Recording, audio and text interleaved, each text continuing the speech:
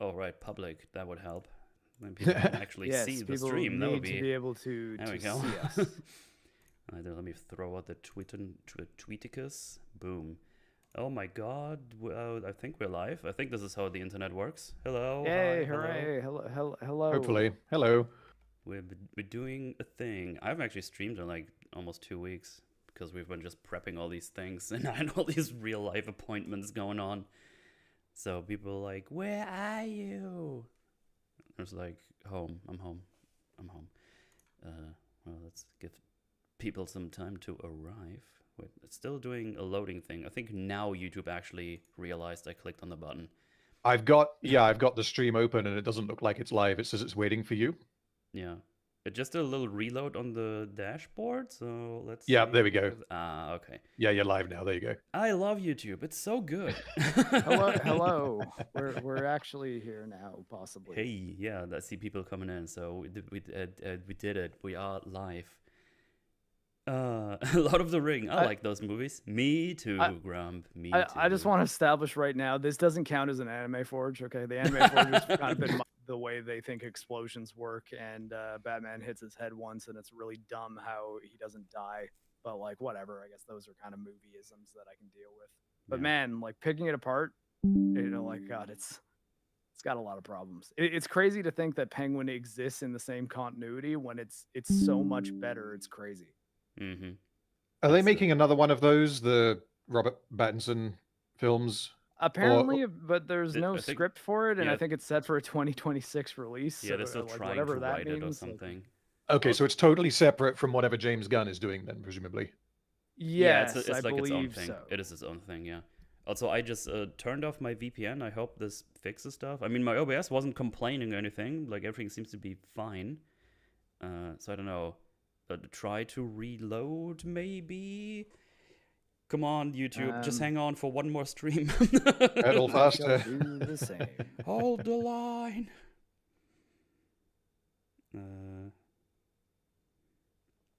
Let me check here on my phone. Blame the German internet.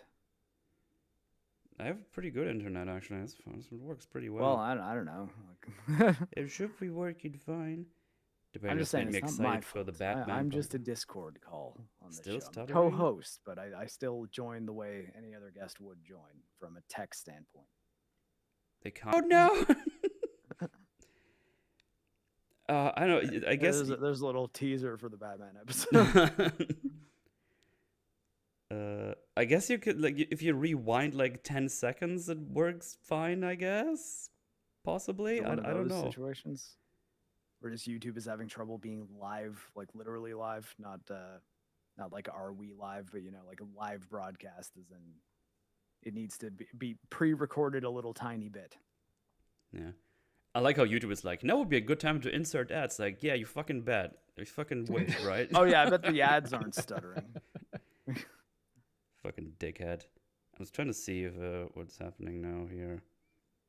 It's going all the way to the front. Let's see. Maybe it works. Maybe needs some time to... It's good now. It's smoothed out. Okay. Thanks, YouTube. Very cool. So it's good now? Or... Apparently it's fine now. I mean, I'm looking on my phone. I don't see any stuttering anymore. Did you do anything in particular? Because if the answer to that's no, then it's... I was looking at my phone, checking the stream to see if anything's happening. Maybe just need on my end, it seems okay as well now. I know, maybe just needed to smooth out after I turned off the VPN or something. I don't know. I don't know what the fucking companies have been doing these couple of years, because there's so many things that just can't handle VPNs anymore, and I don't really know why. They're just like, no, we don't want to do this anymore. Oh, well. Well, we figured it out. Hey, Chad, what's up? Hi. Now you can hear us in full sentences. Isn't that exciting? Yay! I took a sip of drinkage right after. But there we go. I heard uBlock doesn't work anymore. I mean, I have YouTube Prime, so I don't know if they would even care if that's still on. I believe uBlock works on Brave still. Yeah, I think that just Chrome has deleted it from its thingy-majigs, so I do not know. I love hearing proper Might be okay words. with Firefox nice. too. YouTube has been inconsistent, but it's been trying, at least on Firefox. Yeah, I mean, if I start to see ads on other websites and I can't use them anymore, I guess it's time to switch back to Firefox on my main PC again. This is funny for me because I always use one or the other depending on what works. Like sometimes something just fucks up and then I just switch over to the other one until that one doesn't work anymore. It's just, I remember I had like a weird issue with Firefox where for some reason live streams wouldn't run on YouTube and I was never able to figure out why. And then at some point it just worked again. So I don't know, it was probably like a weird update thing. I tend to use Chrome for YouTube and like Google related things, but other than that, I pretty much use Brave. Yes. Well, aren't we excited? Aren't we excited about more Lord of the Ring content? Isn't that? God. Oh man, if things were different, you would be like, 2 Lord of the Ring things, new ones? That's insane in 1 year. But man, we're eating good. It's like, no, we're getting poopy on our feet. That's what we get. Because God, I mean, damn. I was able to sit through this, whereas Rings of Power, I've watched 2 episodes of Rings of Power ever, and I wish I had that time back. Oh yeah. But it's not good. This is not a good movie. It's not worth your time, really. Like the biggest it's not compliment as I think offensively terrible as Rings of Power, I guess, but that's pretty much it.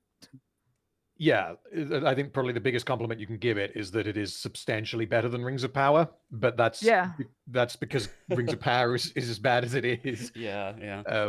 Because this is definitely not good, but like because I did actually go and see this in the cinema, and when I finished, I was like, well, I mean, it's not good, but I did not hate myself for having watched it, and I didn't feel like it was a complete waste of my time. Yeah. So yeah. It was kind of like watching a video game, but like you couldn't play any of the game, so you're just like effectively watching video game cutscenes. and by that I mean that like the story, I suppose, is serviceable enough that you can sit through it, but ultimately you kind of are mostly thinking, okay, yeah, but like if this wasn't a video game that was fun to play, I probably would not be here. Right. I mean, at least you at least understand where the story is going, but it's still horrifically bad in places. Yes. Yeah, with some very interesting jumps in just what the rules and mechanics of this universe actually are. Like, to the point that it's kind of crazy for them to say, yeah, this is canon to the Jackson trilogy, because you're like, well, but there's things that happen that just are not possible for humans to do in the Jackson movies. Yeah, so not even for the cool humans of the Lord of the Ring universe. There's yeah. So like for anybody... what I was expecting, Go ahead. Just quickly, yeah, what I was expecting that they were going to do when I heard that it was going to be an anime or even animated movie is that they would contextualize it as like Eowyn is telling a fairy story, and they do that a little bit because the voice actress comes back and she kind of tells us the story a little bit, but we don't really get any indication while we're watching the film that this is some like exaggerated, larger than life fairy tale. It's seemingly trying to be very grounded and to fit in as much as it can with the Peter Jackson trilogy. So it doesn't open with like Eowyn sitting down and speaking to some kids. Like, have you heard the tale of whatever her fucking name is? Like, it doesn't open with anything like that. So it's Hela, right? Hera, I think it is. It's Hera? H-E-R-A. Jesus. Hera, yeah. Oh, man, I didn't remember. Listen, I don't blame you for not memorizing the name, because in the first 8 minutes they throw 7 characters at you. So it's I guess I made the mistake of watching it 2 days ago instead of just yesterday. But no, the mistake was you watched it at all, or I guess I made you watch it. Well, that's your fault. I probably would have just not watched it. Yeah, same. The thing is, if I would have noticed there would be other movies to watch, I probably would have chosen another one for today, but I just was not aware because there was so much else going on. So we're just like, we're doing this then, so fuck. At least we didn't have to watch Kraven the Hunter. Like, I mean, that's I guess a win. Kraven the Hunter may have been more entertaining though, because really? I mean, I haven't seen it, but like if it's anything like Madam Web is again way worse than War of the Rohirrim, but it's also a lot more entertaining. Oh, Madame Web, that was a that was a movie. Kind of And from the sounds of it, Craven the Hunter is even worse than Madam Web. So, I mean, don't if the trend believe that. continues, Like- yeah, I don't know. I don't know if I believe it yet, but Did I Craven unless will have say it's to like watch it. it's Craving time? worse because it's slightly better and therefore not as funny, then maybe. Possibly, yeah. That might be the case, yeah. Oh god, Craven. Also, yeah, Sonic 3 came out as well. Like all of those, I thought they were like the beginning of next year, but they were all in December for some reason. And I've not seen the second one. it was fine. It was kind of fun. There's a lot of human stuff in there that's just annoying and cringe, but like the Sonic stuff is like entertaining enough. And Jim Carrey is Jim Carrey, so that's always a plus. Yeah. I'll probably go watch it. I'll go watch it at some point. Maybe Mala wants to go see it or something. Maybe I'll watch it when I'm over there. I don't know. We'll see. But yeah, I don't know who said it, but or maybe I read it online. There's like diminishing returns for the formula or something, because they're not doing anything groundbreaking. It's just like, look, it's Sonic, and now we're doing more Sonic stuff, and we have Shadow and all these things. It's like, oh yeah, okay. I that's guess that's the basically thing, right? Like Minions, Shadow's right? the thing in this one. It's like Knuckles. Knuckles is in 2, right? Yeah, in three Yeah. too, yeah. In Well, 2 I mean, and like 3 as that was well. like the new character. That actually, Yes, wait, yeah. no, Tails wasn't in the first one, was he? I don't remember. I feel It's like been too long. I did see the first one. It was a very long time ago. Yeah. I saw it in theaters. So I'm pretty sure I did a Forge on both, so I should know, but it's been too long. I was not there for that, but like, I kind of figured that like they maybe would add Tails in one and then like Knuckles in another. But Tails was not in one. Okay, yeah, you're right. Okay. oh, okay.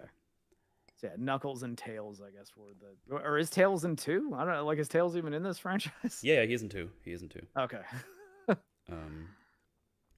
Yeah, Sonic. Sonic is a hedgehog that's blue, and he's going real fast.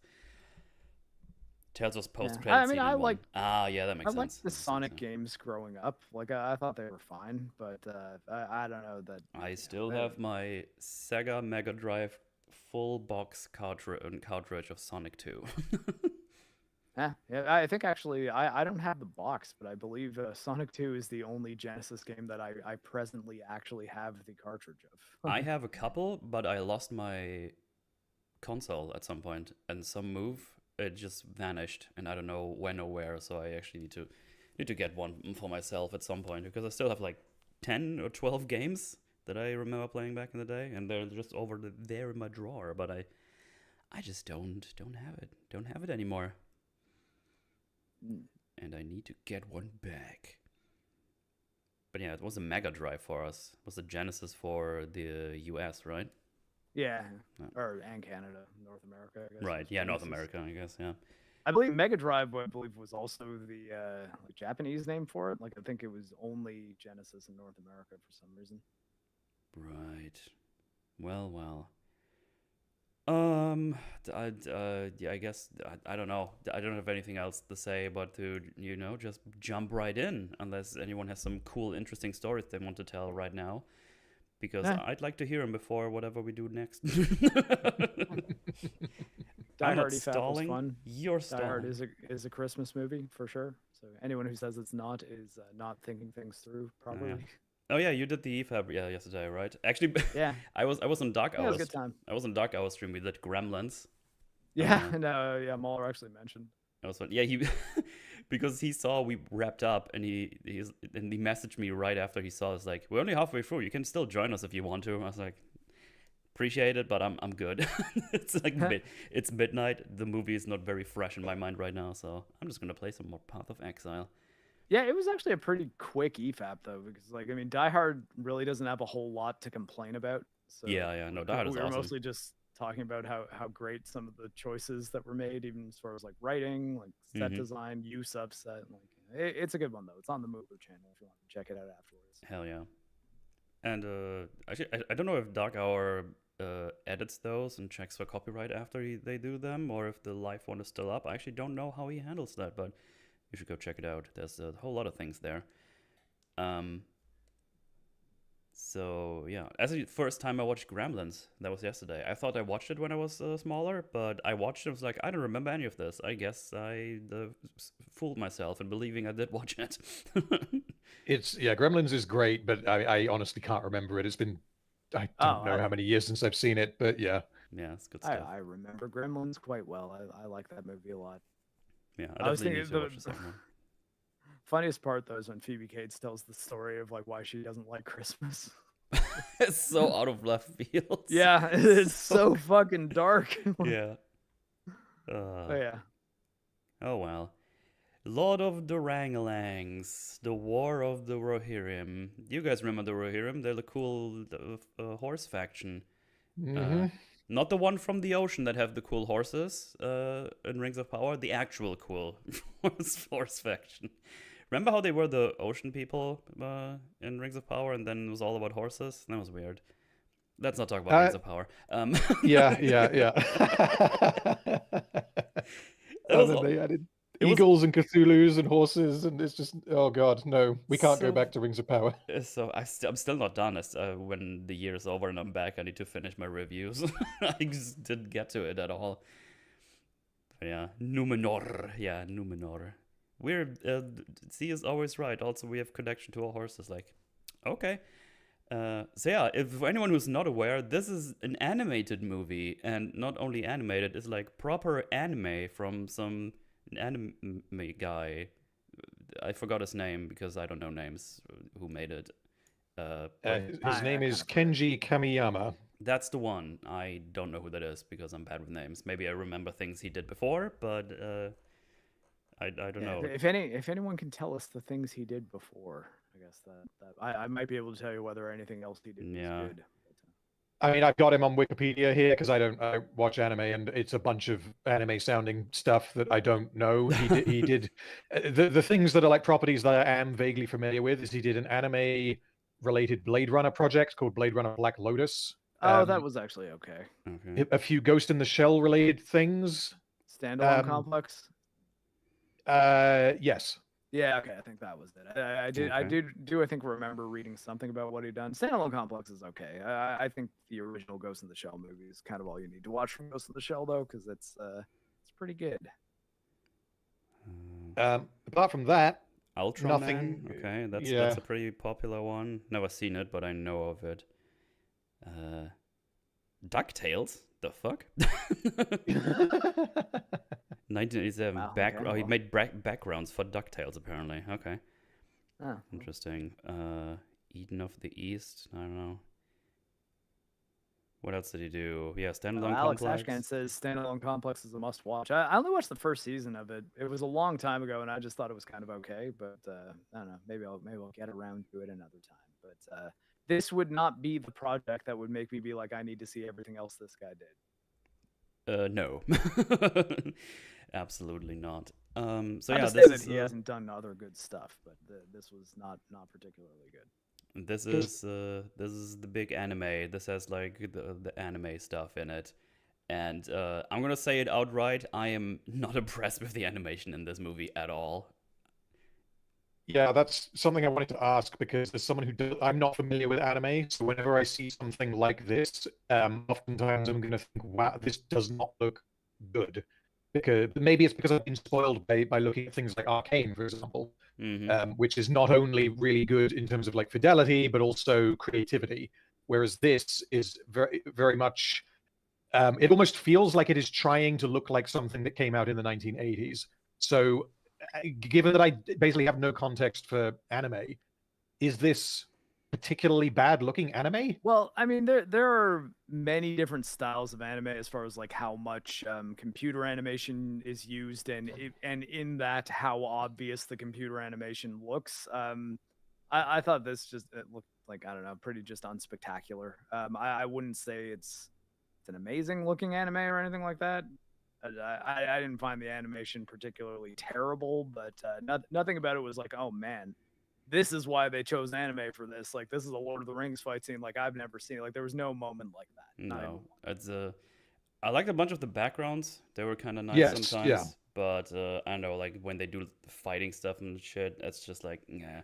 There's like some frames I remembered where you like see a crown and you can see the lines visibly like move around frame to frame, even though it's like a static crown. You know what I mean?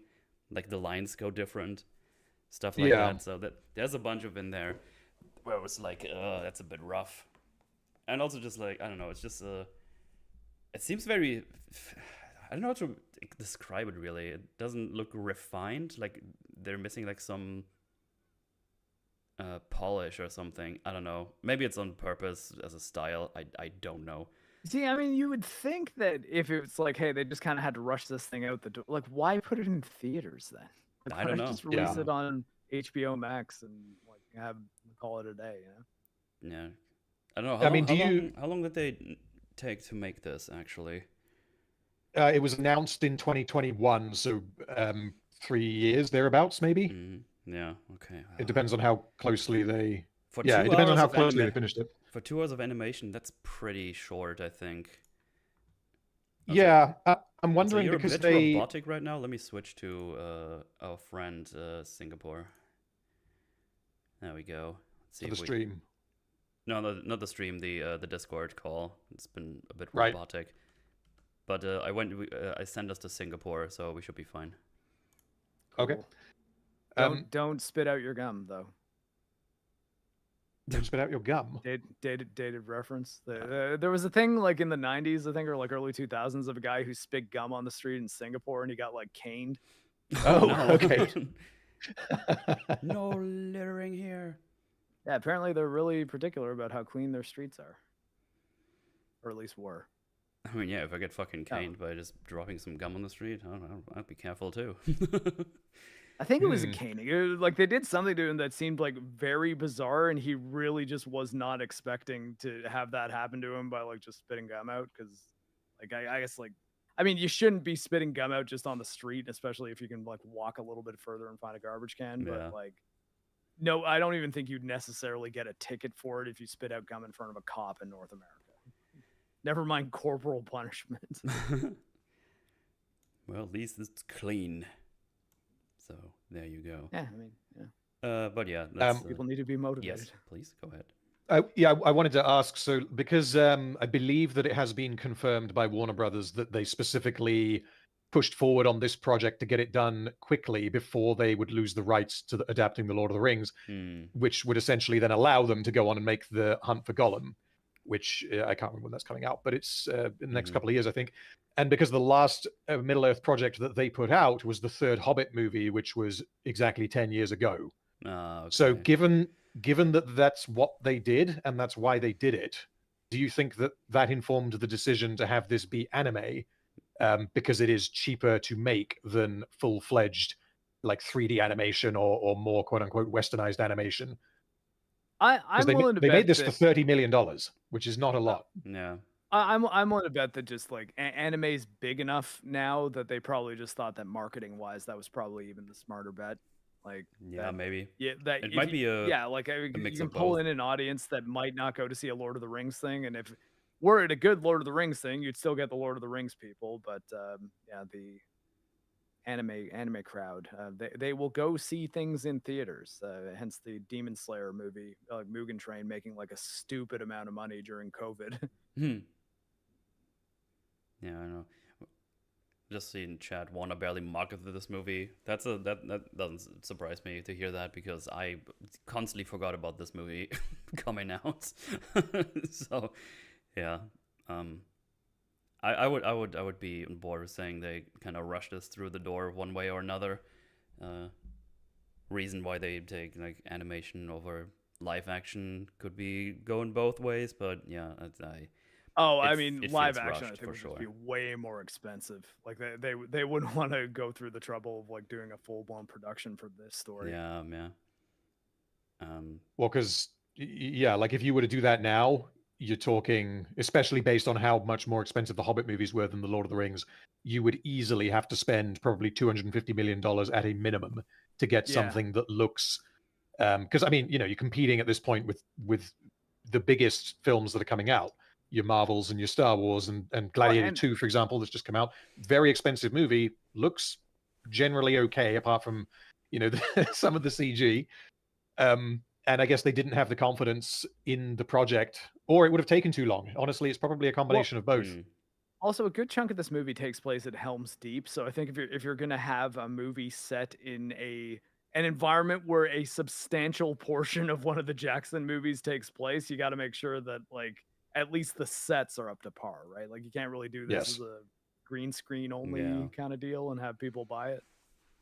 No, that wouldn't go well. I would hate it personally, because Helm's Deep is awesome. Yeah. But yeah, we get to hear the narrator, which I think is Eowyn. It's supposed to be Eowyn, right? Right? Yeah, I learned Same that voice from actress. Random, Yeah, okay. I learned Yeah. that from Random Film Talk just now. I guess Miranda Otto apparently was. Yeah, they don't ever say it in the film, and honestly, I couldn't tell because I mean she's what 20 years older now, so she doesn't exactly sound the same. But yeah, apparently it is Eowyn. It's Well, the same voice I think actress. I read it on IMDb or something, so that's why I had a feeling, I guess. I suppose, I guess, in fairness, it would make sense that Eowyn is telling the story of like of any character as opposed to like Galadriel or something. Oh God, please no more. True, yeah. Because at least like it is a story about, I mean, in this version of it, at least a female warrior from Rohan. Yeah, true. I wish though that they had done more with it because they don't contextualize it properly in being Eowyn's subjective fairy tale retelling of these events. Which is why when you get some of the more ridiculous bullshit happening, you're like, well, okay, did that actually happen? And I think we're meant to believe that yes, it did. Yeah, because we get. Yeah, I suppose. I mean, I guess Yes. we could jump forward. We can jump around. I don't actually give a shit with this movie, so it's just because we see at the end there's like a reference to Gandalf, and we do see Saruman becoming the master Name drop. of Isengard. So I am pretty confident in saying, yeah, this is supposed to be in the continuation we know. So Yeah. And it Yay. very much looks, and I mean, in fairness to the voice actor, sounds like Christopher Lee playing Saruman. I know it's It not is. him. 'Cause It he's is. been It is dead him. for- What? So Oh, so is it basically AI? no. So what they did is before his wife died, because she died, I think, earlier this year, she basically gave permission for them to use a voice recording that they had recorded but not used when they were filming The Hobbit. Because all he says is, "If you ever need help, my lord, I'll be there." It's something like that. yeah. So Well, they I just mean- repurposed it for this film, basically. But it is Christopher Lee. I guess that explains why I was impressed with the impression. Yeah. I was like, I wow, mean, this guy actually, like, he's doing a good job sounding like Christopher Lee, to be fair. Because, like, not a lot of this movie's amazing, but that's pretty spot on. Yeah. And yeah, so that makes more sense, I guess. I see. Also, Swole, Best part of the film is Christopher Lee. Yeah. Also, Yeah. no, Swole, this is poo. This is not decent. This is poopy. This is Poopenheimers. No bueno.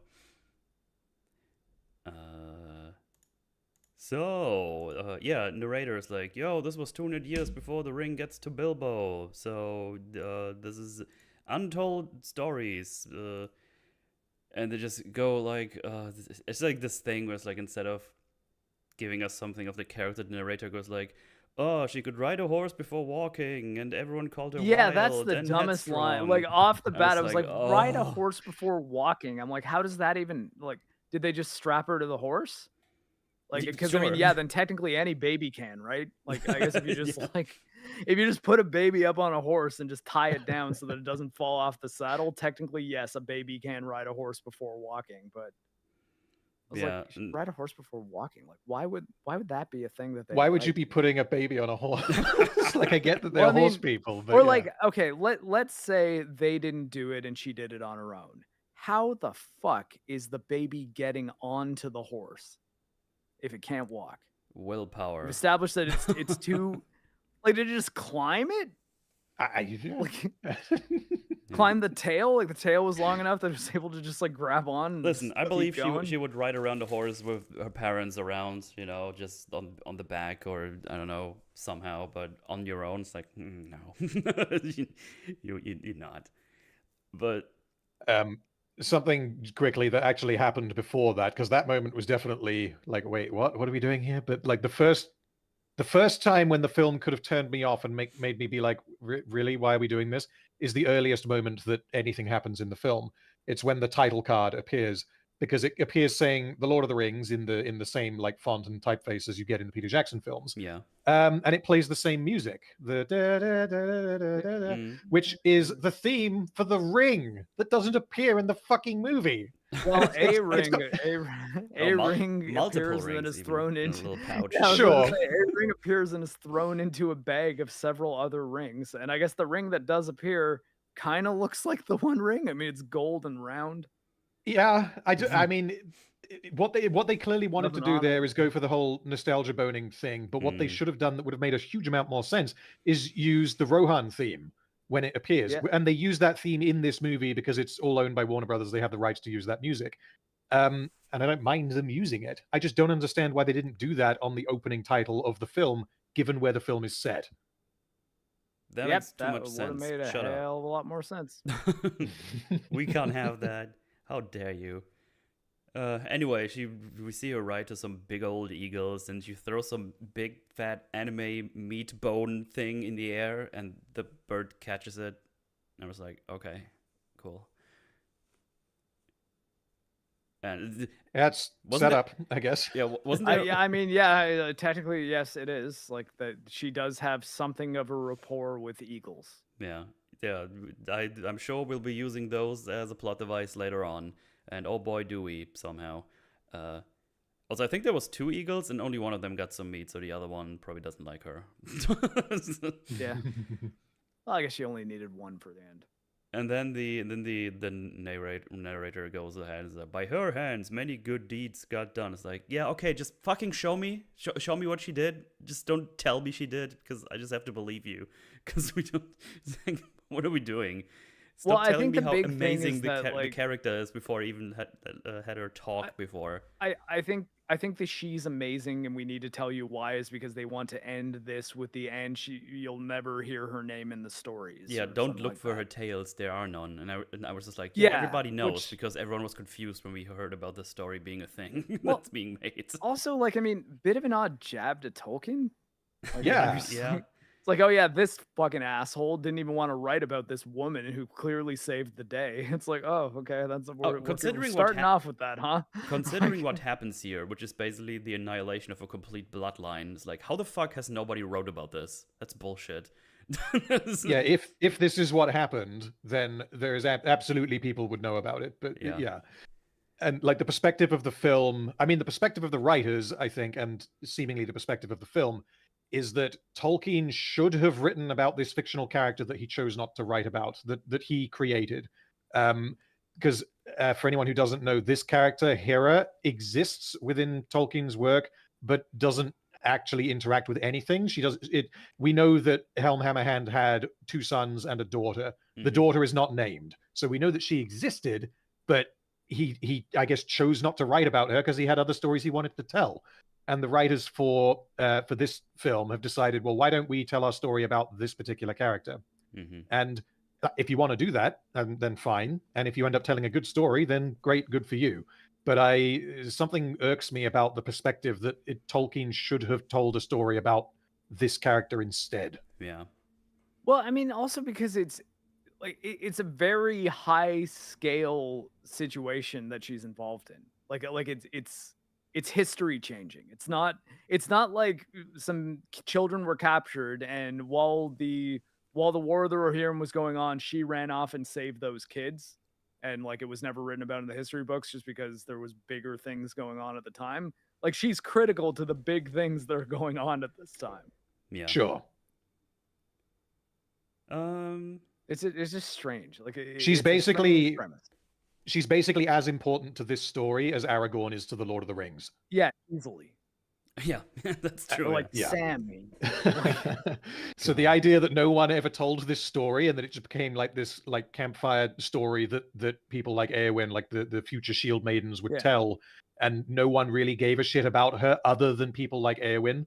I just don't believe you. That's not how that works. Mhm. Imagine if Lord of the Rings was told it's like now the untold story of the man named Strider who actually saved the hobbits or buried from the ring wraith Yeah. very early on. He's not in the history books, but like it's like, well, I mean, I don't know, he's pretty important. He does some very important stuff other than just that one thing where he had an alias. Yeah. Someone just wrote, Tolkien should have written about Waldrek. Absolutely.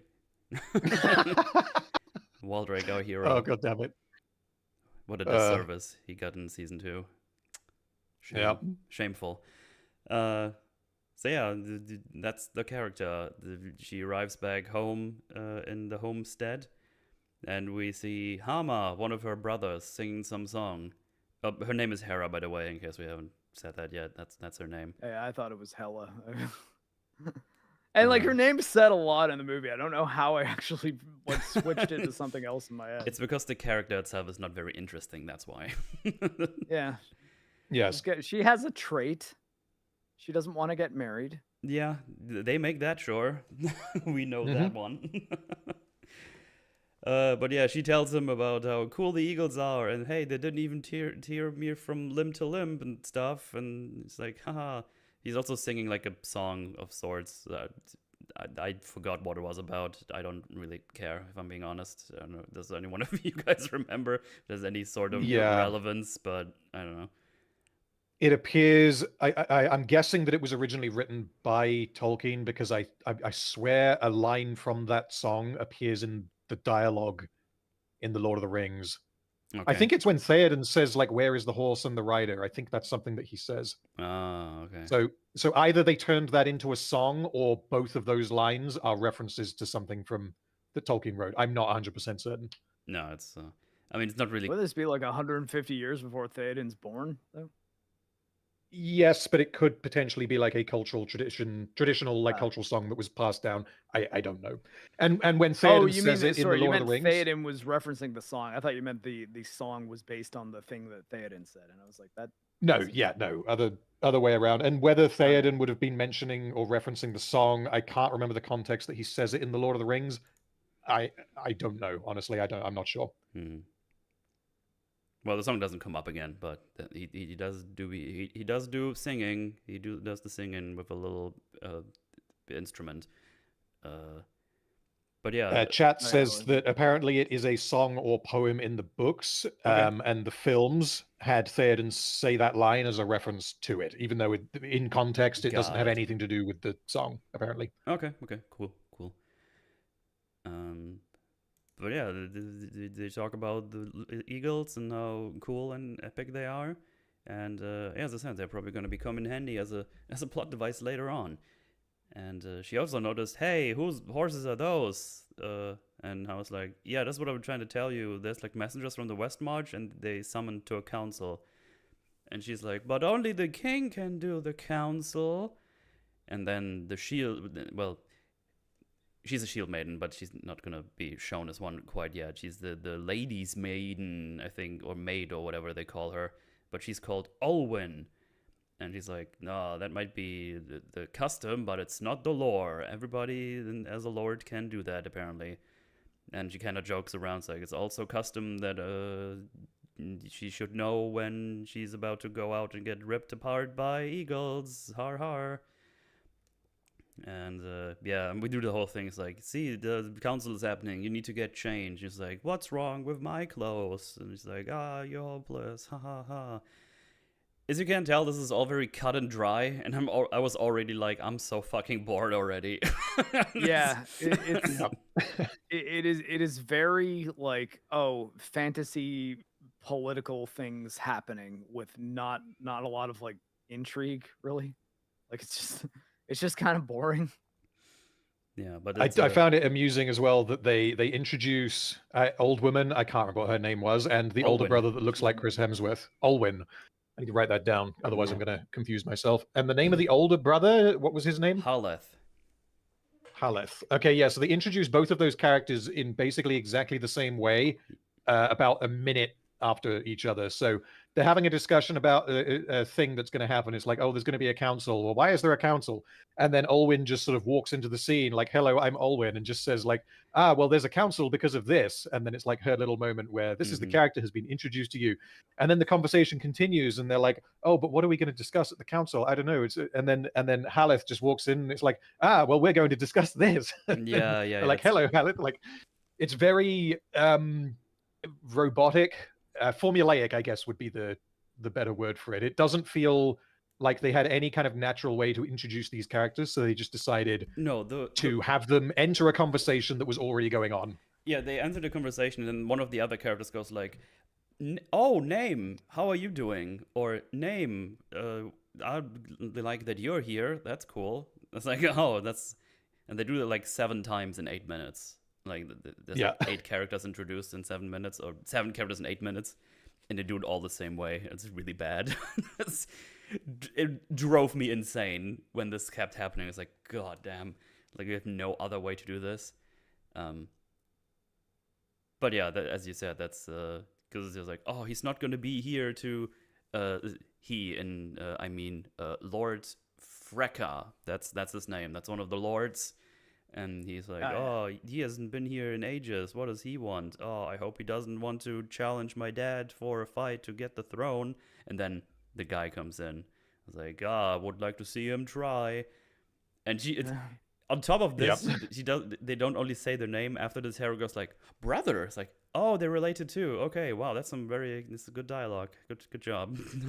It sounds like a parody. I wish it would be, but no, that's actual dialogue.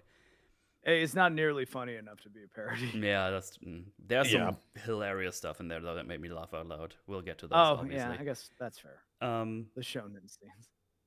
Yeah, those as well.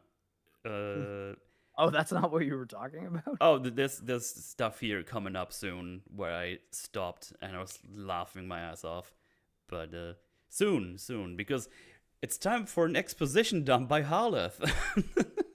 Yay! Because he goes like, he doesn't probably even know how to swing a sword anymore, and he's just filling his belly and his pockets, har, and follows up with telling everybody, he's greedy and prosperous, and people like this are filled with false courage. I think that was actually Alwyn saying that, but they just have a big exposition dump. And then Hammer's like, but what does that mean? And then she says that, a lot of time, they have a lot of time to think about what they don't have. And I would be like, so we're doing exactly that in the next scene. He just wants some power and get the throne or something.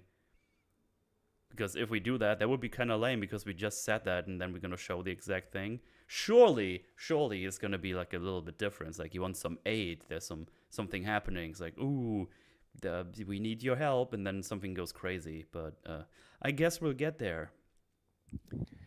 Yeah, it's all of these character introductions and like establishing their motives. The best thing I can say about it is that it is efficient and it is clear. Like there's zero ambiguity surrounding any of these characters. Yeah. But it's also not done in a very creative way at all. And the characters are all really, really simple, and they're not going to get any more complex as the film goes on. Yeah, it's very generic. Like it's very like generic fantasy stuff happening. There's not really any reason why it needs to be Lord of the Rings specifically. Like it's just kind of fantasy stuff happening. And I don't know. This movie's just really lame. Yeah. Also, there's another character introduced here called Leaf. He's some little fucker who is, I don't know, a guard for Hera or something. He does like all the busy work, like carrying shit around and looking out for documents or whatever. And yeah, I mean, he's kind of like he's kind of like Hera's assistant. Like he's basically like a nerd.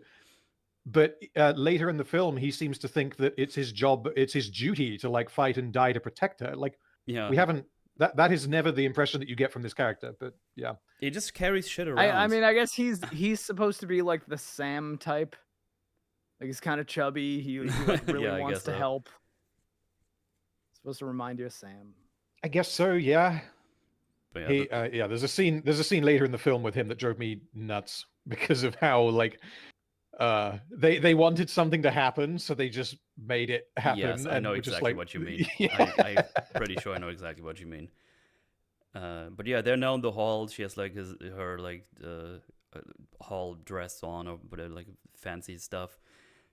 And yeah, this Leaf character is in here, and then there's like the cousin of Hera called Freya Laugh. I've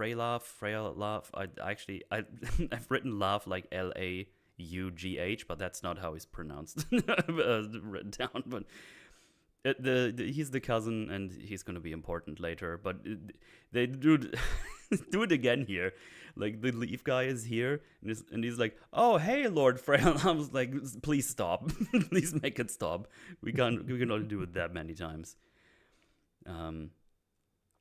But we need some more stuff because the shield maidens, they're gonna have to be mentioned. So we learned that Leaf has his first council, and he's like, I wanted to learn all the sigils, but there's like this one thing which we learned is the Shield Maiden sigil, but for some reason it's partly burned off, so we can't read the name next to it, and I don't know why it is that way. It's actually really weird, especially considering we learned like a couple of seconds later there's still a full banner on the hall walls, so I don't know why he wouldn't recognize this one. I feel like if he's so committed, he should probably easily know what it is, so I don't know. But we needed to do the thing when no one knows what's up with them, right? It's like, because they get like, I don't know, maybe they get like a glorious return and save the day, which I guess they do technically, because at this point I was thinking, yeah. At this point I was thinking, they're gonna find the shield maidens or something, because for some reason they don't know where they went and they think they're all gone for some reason, and but that's not exactly what we're doing. But yeah, because there's this other. So the shot. Go ahead. The shot of I've just opened it on my screen now just to remind myself exactly what it looks like, and where you have the bottom part of the scroll is removed, so that the bit where it says Shield Maidens of Rohan is gone. Yeah. So he doesn't know what the thing means, and it looks to me like it looks how it would look if someone had maliciously gone in there and removed it. Exactly. Yeah. So as if there's like a bad actor in Rohan who doesn't want the Shield Maidens to be known or remembered or to exist. He thinks that they're like an old tradition that we need to get rid of because it's pointless. And if that were a part, because that kind of thing could have very easily become a part of the story, but it isn't. So I don't know if they change their mind. I have no idea what they're trying to communicate with that shot. Yeah, so I don't know what was up with that. And especially right after the one guy comes over, he overhears the conversation and was like, I was thinking about like trying to retire the banner because they seem to be all gone and we don't know where they went. So no one really talks about them because there's none left. And I was like, what do you mean they're gone? Did they like they get eaten by ants or something? What do you mean they're gone? Did you not keep track of the armies that saved the whole fucking country for you? What is happening? They probably went home back to their families after all the fucking people died. They just say they're all gone. We don't know where they went. And just like, there's none left. And then Hera says, not all are gone. It's like, what do you know that we don't? Can we, what? Because that's the thing that also doesn't come up again. Because she says like, they're not all gone. And then she's later surprised that Olwen is a shield maiden, I'm pretty sure. So I was like, what do you mean? What information did you get somewhere? I'm confused. This confuses me. I mean, at this point in the story, my take on it was that she considers herself to be like the last shield maiden, even though because I mean, she will have ridden horses and she knows a bit about sword fighting. We see in a flashback later in the film that like she did have some amount of training with weapons when she was a child. So for her to believe that, I think is probably okay. But as for how and why she was trained in this way, and still everyone believes for some reason that the shield maidens are gone. Yeah. Does no one know that she's trained? Because I can think of at least two people who must know. Yeah. So I don't know. Yeah, it's definitely weird. But yeah, in case you don't know, the shield maidens are basically, I think that's like also the lore that they took up arms after all the soldiers got killed in their villages, so they took over the defense so Rohan wouldn't fall. Right? I think that's. From what I imagine, is pretty accurate. Yeah, right. I think so. I think they were meant to be like a last line of defense. Once the men have fallen, then the women also know how to fight because they may not have a choice. Yeah, which I guess just makes sense in war times. Like that would happen. Sure. Sure. And then we get like the most generic and boring like council hall scene you could possibly imagine. Like, the king sits down, the little fucker introduces him, but the king stops him, and he's like, it's gonna be a short one anyway, I don't even know why we're here, that kind of deal, I guess. I saw it in the movie. That's what happens. And I'm not really sure what they want to convey here with the king, because I think what they want to do is like, look, the king doesn't even take this so seriously, it's just like, they know I'm here, it doesn't matter. But he kind of stops the guy who just had his first council, comes off as immediately kind of dickish. And I was like, am I supposed to not like the guy right now? It's like I don't like Helm Hammerhand in this film. And I don't know if the writers want me to like him or not. Yeah, same. Because he, like you say, he is a dick and he's also incompetent.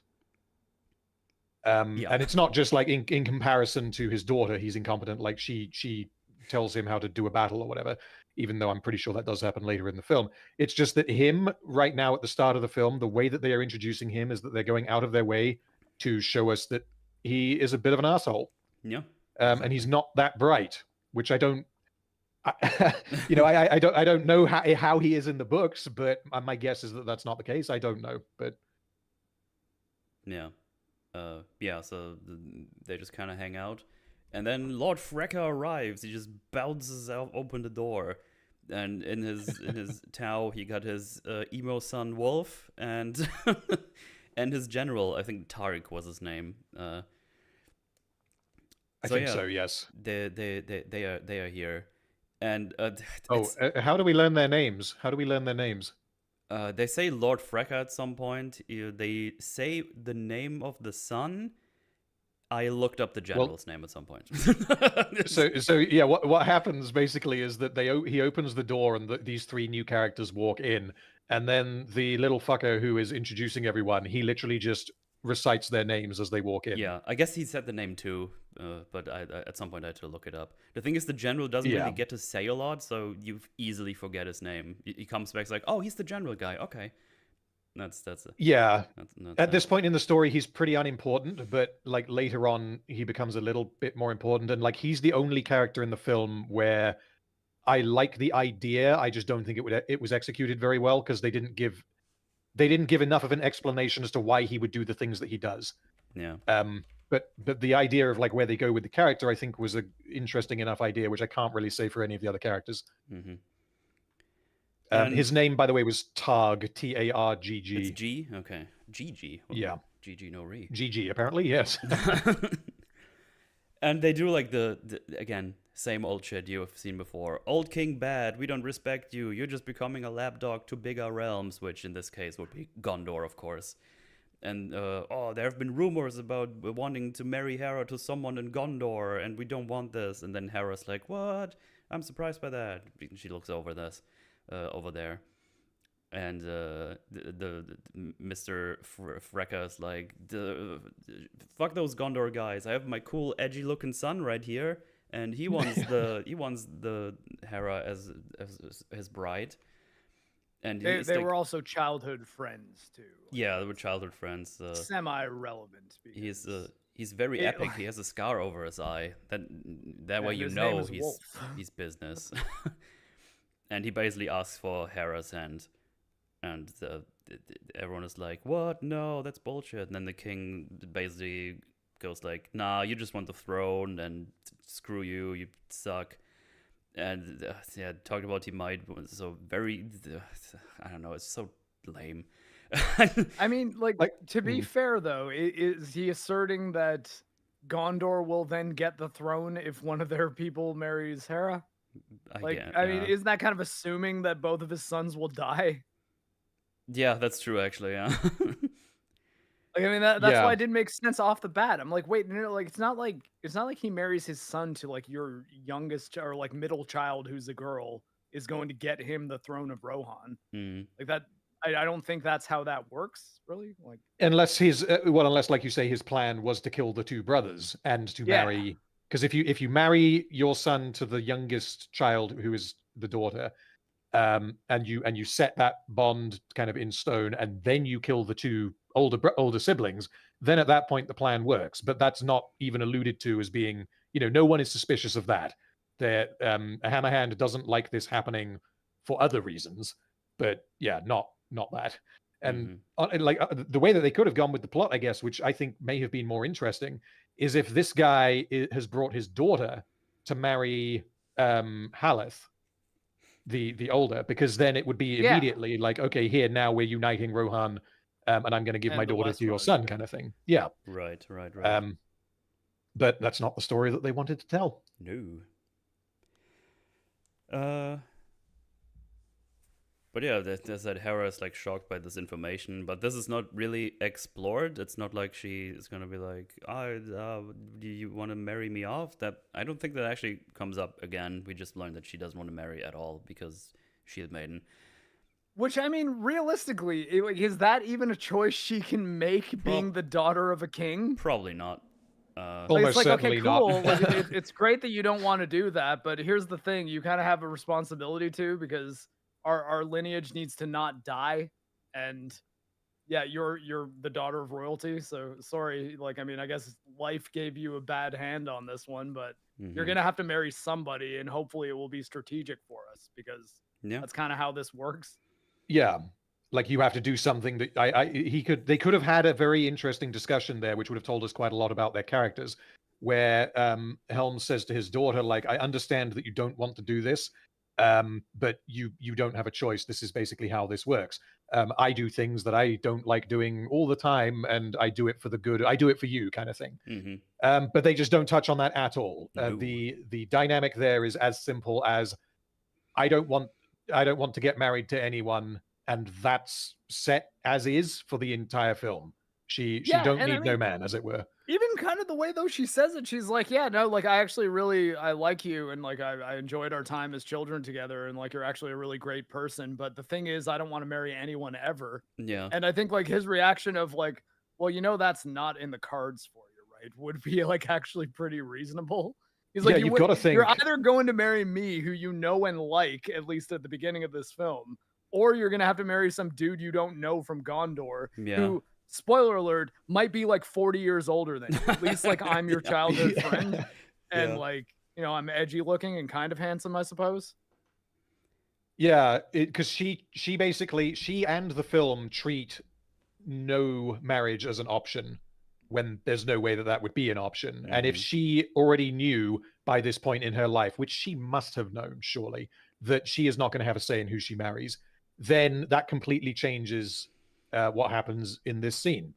Because, Mhm. like you say, she doesn't really have any reason to say no to him because she knows who he is. She knows that he's a nice guy, and she is already friends with him. Yeah. Yeah. If the alternative is if it's him or some guy that I've never met before, you would obviously choose this guy.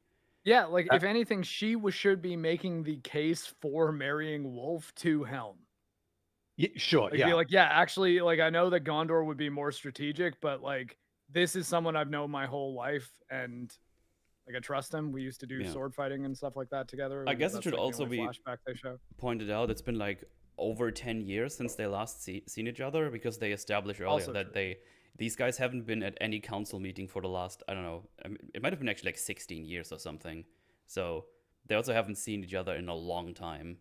So the fact that he even thinks there's a possibility there's even like feelings like this between them, even though they were just kind of friends as a child, is also, I don't know, a bit weird. Makes him a bit of a bitch. I don't know. it's yeah. Well, like, so the idea that not marrying anyone is an option, the entire plot of the film is reliant upon that being true in this world. But Hera is the only character in this room who thinks that that's an option. Mm-hmm. Yeah. Everyone else is expecting her to get married off to someone at some point.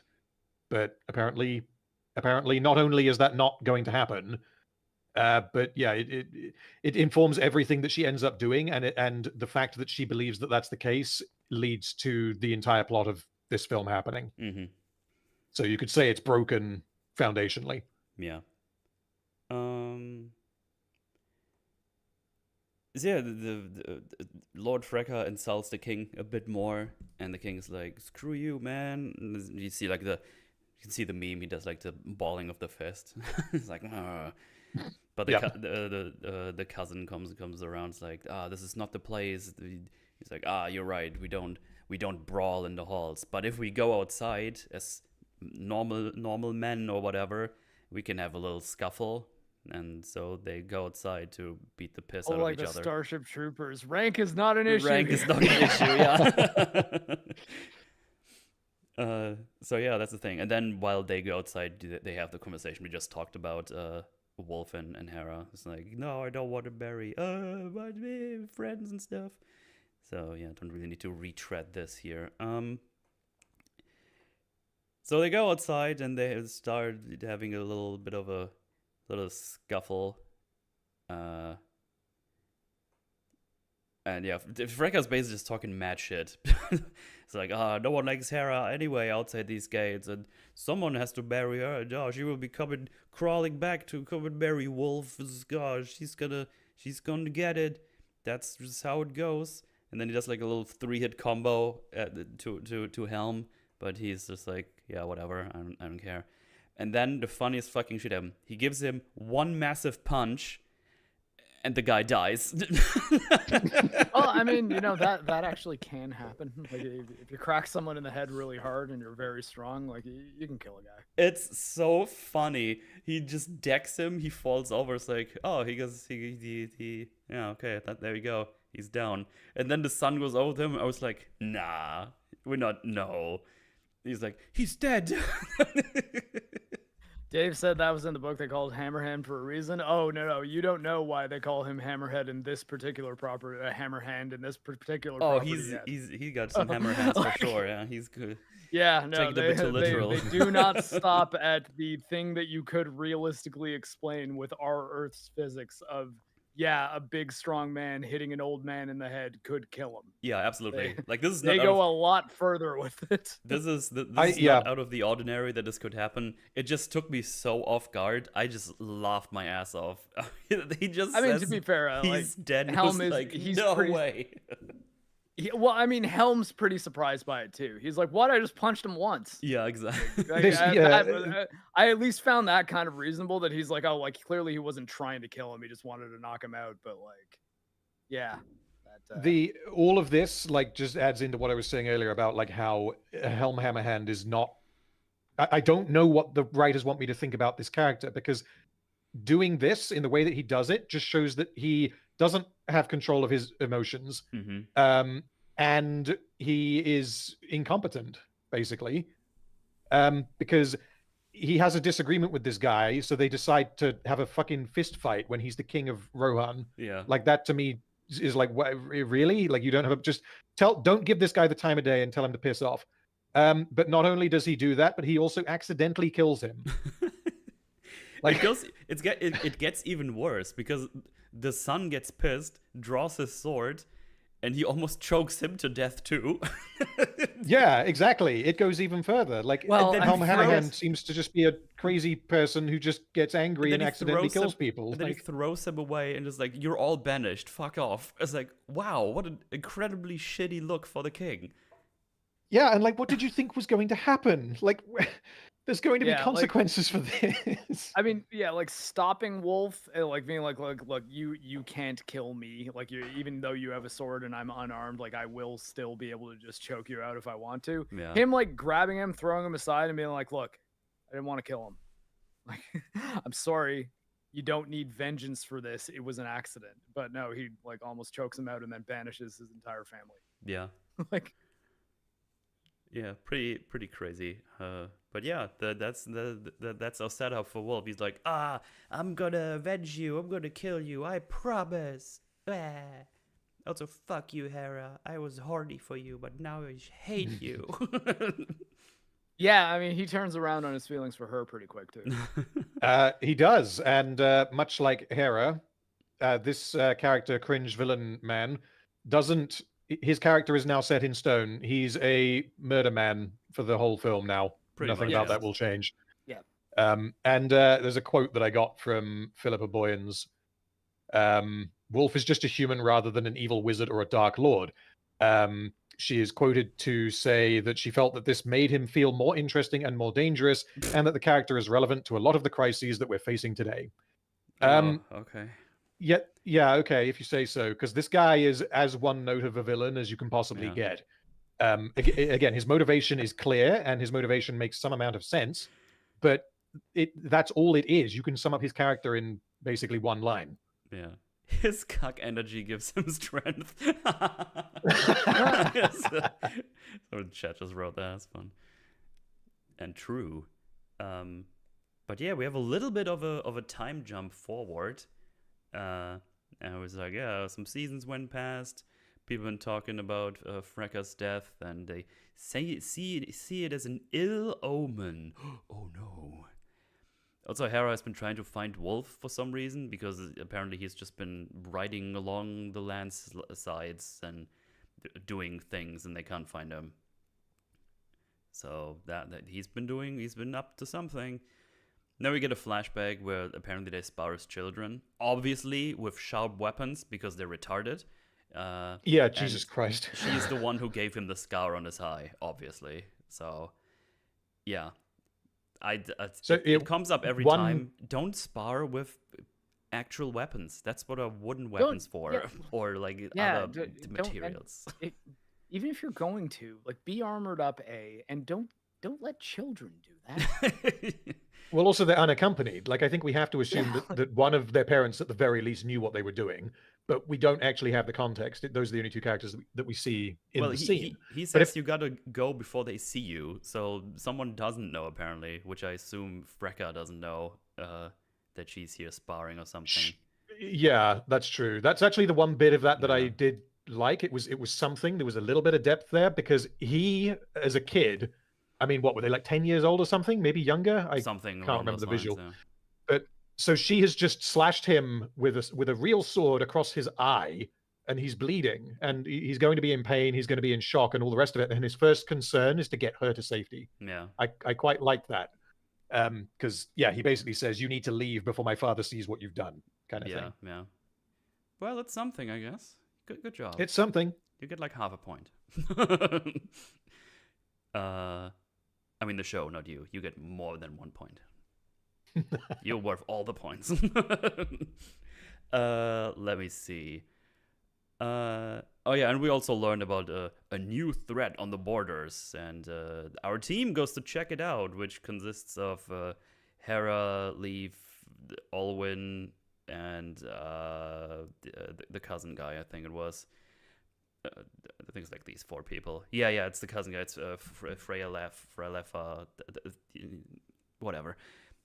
You could have just because they say, she says it's either Hera that says this in the film, or it's that Eowyn is saying this as part of the voiceover, is that during this time in which Cringe Man is gone, in which Wolf is gone, Helm would not let his daughter like ride around the country like on her own. She had to have someone with her to protect her. It's like, okay, that makes sense because times are getting a little bit more dangerous.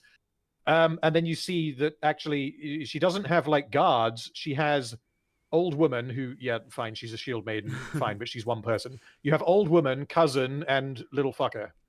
Yeah, it's just her clique she hangs out with when she's just hanging out in the city. She's basically there with her 2 friends and an old woman who is a shield maiden. Like that should not give Helm any kind of peace of mind, but apparently it's okay. Yeah. Isn't the cousin supposed to be pretty badass though? Yeah. He was the one task, I think they say later, to keep her safe.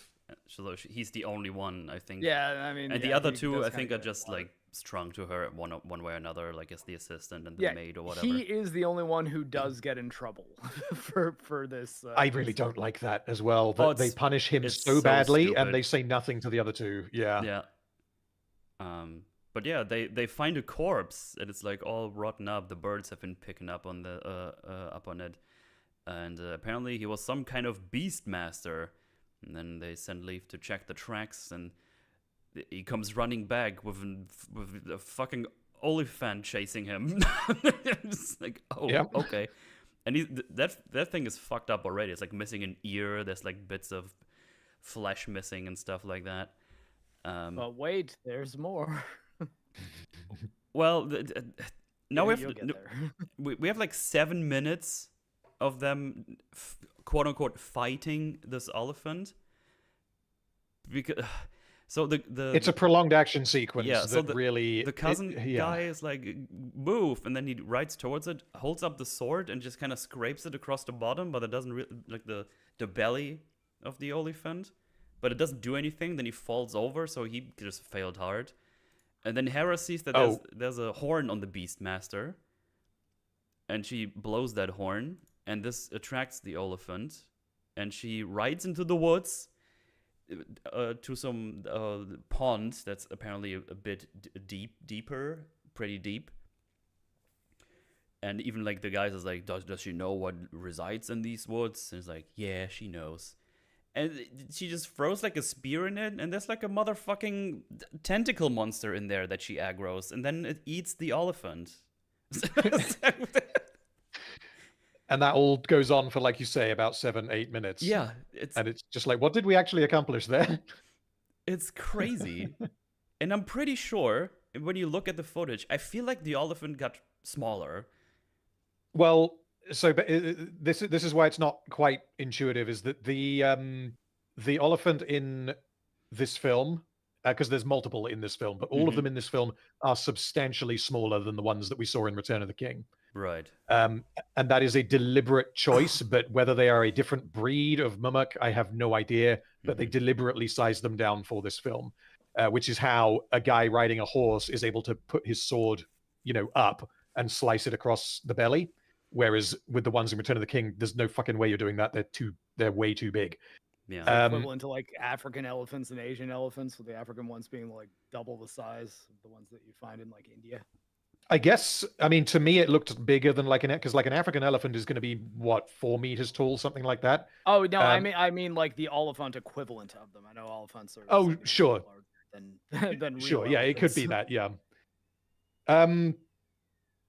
Yeah, but then the tentacle monster that she finds in the woods, that is meant to be the Watcher in the water. As in the thing. I don't know if it's meant to be the like same the one. Same one? Yeah, I thought it was. Well, I don't know. Yeah. Because I'm not familiar with the books enough to know this, but I don't know if the Watcher in the water is the monster that is in the thing by Moria, or if there at one point were multiple Watchers in the water and they were just known colloquially by that name.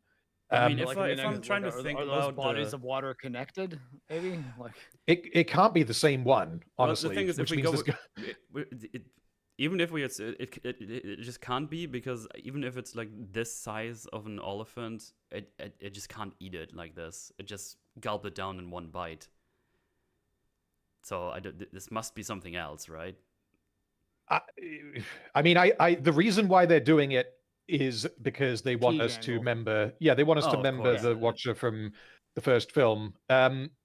So I think that we are meant to just be like, oh, it's the thing, as in like it's exactly the same creature that we see in the Fellowship of the Ring later. But this means like it's not in a river; it's in like a lake in like the middle of a forest. Yeah, so I don't think it makes any sense at all that this creature would be there and then could also be in. The only interpretation that makes any sense is that sometimes in Middle Earth, if you find a lake, there might be a gigantic Cthulhu monster in it. Oh, yeah, don't go swimming in fresh water. I hate when that happens. Yeah. Also, one of my VR base stations just turned on. Just keep talking. I have to turn it off because it beeps the whole time. Hang on. So... yeah, like the only thing that this whole action sequence accomplishes other than key jangling is that it separates Hera from her 3 friends. Yeah. And it turns out that General Targ is in the woods and he captures her. Yeah, and also like, why is he there? She also greets him as if there's nothing strange about it. Like, what are you doing here? How's it going? Fancy meeting you in the woods. Yeah. Oh, target pairing? Yeah. Yeah. What are you doing here? Like, no panic at all. And she's like, oh, cool. I haven't seen you in a while. Wolf around? I've actually kind of been looking for him. Or at least that's what I've been saying. But you are banned. What are you doing here? Yeah, like off the bat, yeah, knowing that should maybe make you think, if this guy is here, despite the fact that he's banished, I guess this confirms that she's definitely still in Rohan right now. Like, why would you not be thinking, hey, like, what are you doing here? Like, what? Something's up, and I'm definitely not going to drop my guard because I'm royalty, and maybe you're here to do something to me. Mm-hmm. Considering the last time our factions met, it didn't go super well. Not exactly. To be clear with that, when she speaks to him, she is slightly surprised that he's here, but she's surprised because he has been banished. It's like a how could you have broken the law? Like, you can't be here kind how of thing. dare you? Not Yeah, it's like you can't do that. That's illegal. Why Rather did you than steal money? you're, That's you're not literally. allowed. Yeah. But what she doesn't do is address the fact that he's almost literally just hiding in the woods with a giant burlap sack ready to bag her and take her away. Well, Yeah. what's even weirder is he says, "Oh, I had a mission, but I guess it changed now." So he was not even here for her. Like this happened completely by accident. Like he didn't. So even, why he didn't even you know, expect her honestly, to be that- here. So the thing is, I wonder if he was here to retrieve the fucking elephant or something with the other people. Yeah, I mean, I guess that would make Maybe, a bit of but sense. yeah. So he didn't expect her to be here. From what I was right? gathering. Okay. Yeah. So they sent out him specifically to grab the elephant that had run off, That's my guess. So, I mean, and Well, he I mean, accidentally bumped into Hera. yeah. we do know that that faction does use Oliphants, so like, I mean, I guess him being in a place that is said to have one in that forest would make a little bit of sense. Like, cause I mean, they're preparing for effectively a war, and Yeah. having more than one heavy cavalry would probably be a good thing. Oh, absolutely. But yeah, I'm pretty sure this all happened completely by accident. So they also do a Yeah, I thing think where you're right. where the one guy says like, "We should just kill her now," and he's like, "No, we should bring him to the commander." They also try to pretend like it's not Wolf that is the new high commander, which is like, yeah, of course he Yeah, is. like, what are you even trying to do here? Because like, I'm serving a new commander right now, the commander of the high tribes or whatever they call them. He's like, but they don't have one. It's like, they do now. Ba-dum, bam, ba-dum, bam. And it's like, yeah, cool. Yeah, they're doing that Rings of Power thing where they just build up these little mini climax crescendos during every scene, where it's like, oh, I wonder what's in the woods, because does she know what's hiding in those Yeah. woods? I wonder who the commander is, and then you just have to stick around. And you know, if you look at something like the Lord of the Rings just doesn't do that. No. And there's a particular example of War of the Rohirrim doing that in a minute. And yeah, there's a comparison I'll draw to the Lord of the Rings when we get there, but it's quite funny, I think. So they also make sure that she drops something and leave all the footprints, so they can track them down pretty easily. So that was also very convenient for the rest of the team, which have not arrived here, which I don't know why, because she's not that far away from them. And we saw them start up there riding towards her, so I don't know where the fuck they have been. But yeah, I guess they just haven't caught up, because she's so good at the riding of the horses that she was just so fast. There you go. Fixed it for you. And then we cut, and we are where they took her. She wakes up, and hey, guess where she is? She's in Isengard, because Isengard. Remember Isengard? Yeah. I vaguely recall. Yes, one of them towers, right? One of the, is it 3, 4? How many? I'm just like, Isengard of all places? Yes, of course. Don't you like Isengard? Why do you hate Isengard?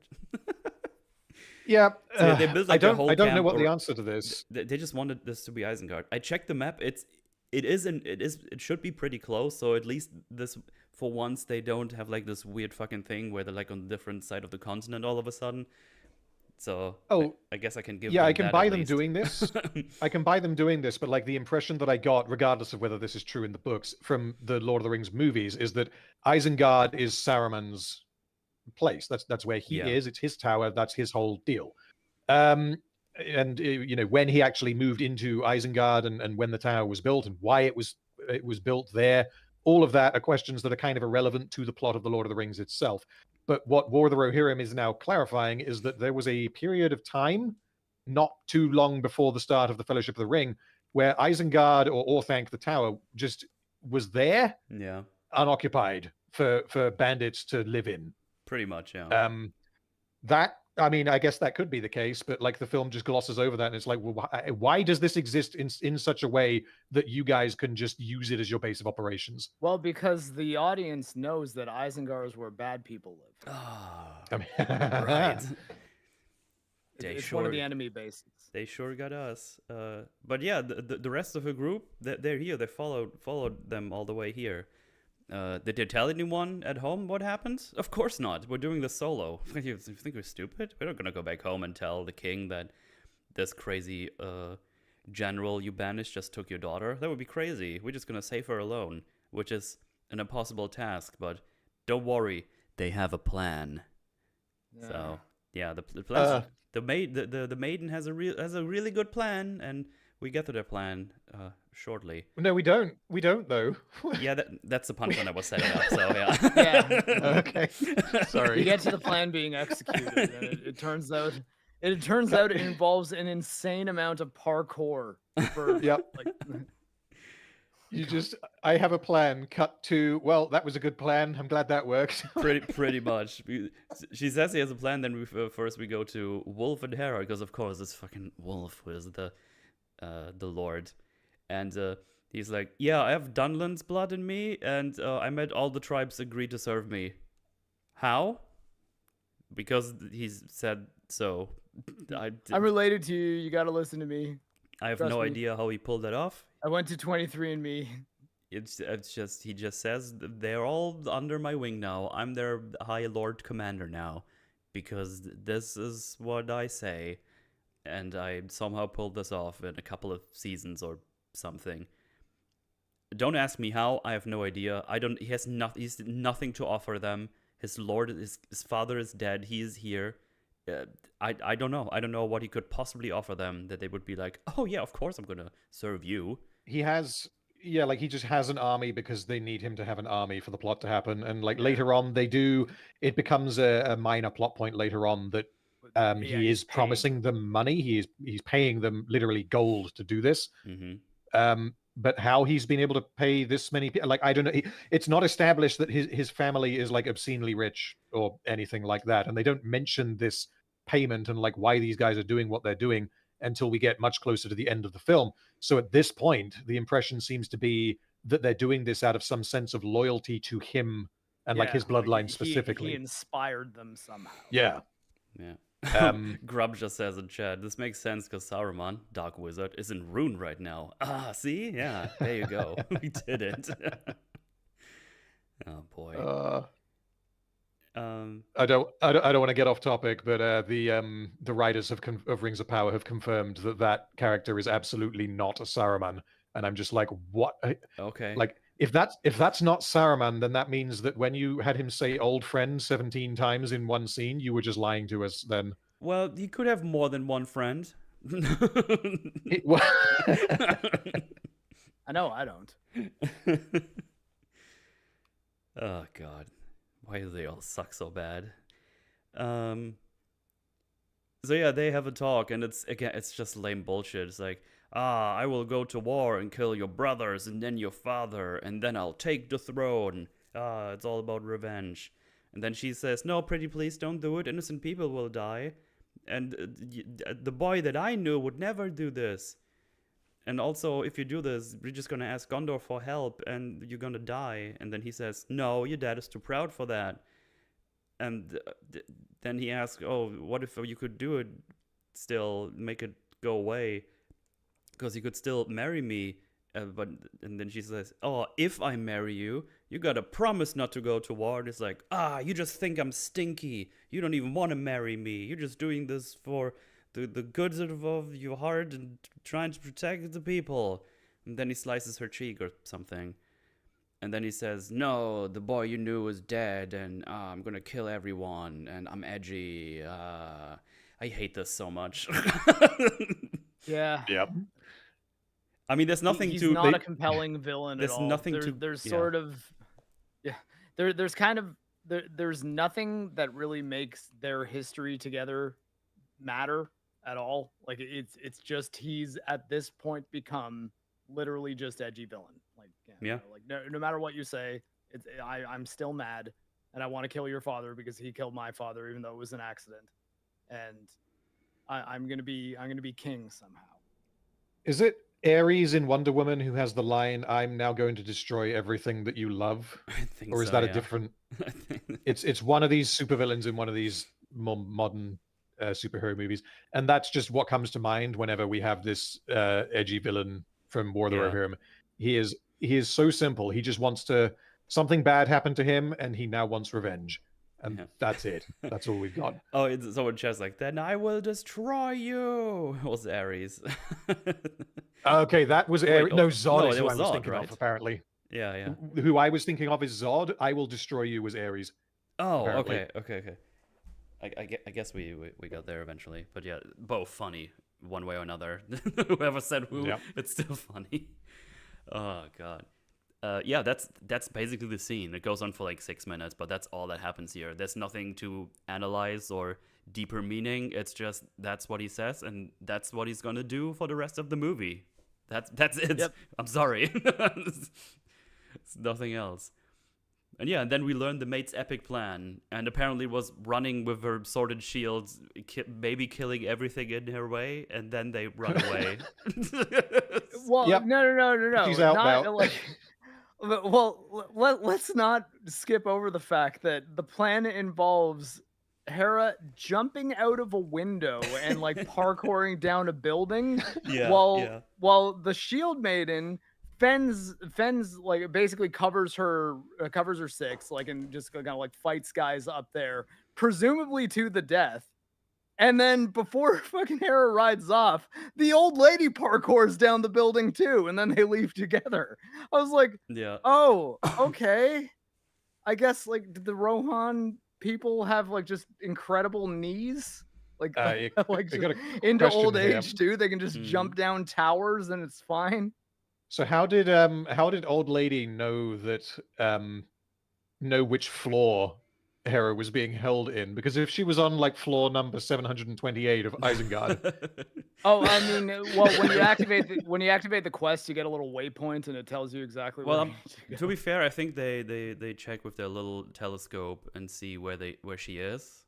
So I think I have to. is at least that give them before or that. after she says? Is that before or after she says, "Don't worry, I have a plan"? That's before. It's when they first get Yeah, in. They 'cause, kind of look and see. It's like they have her in the tower. So I assume she knows at Okay. least which floor ish it is.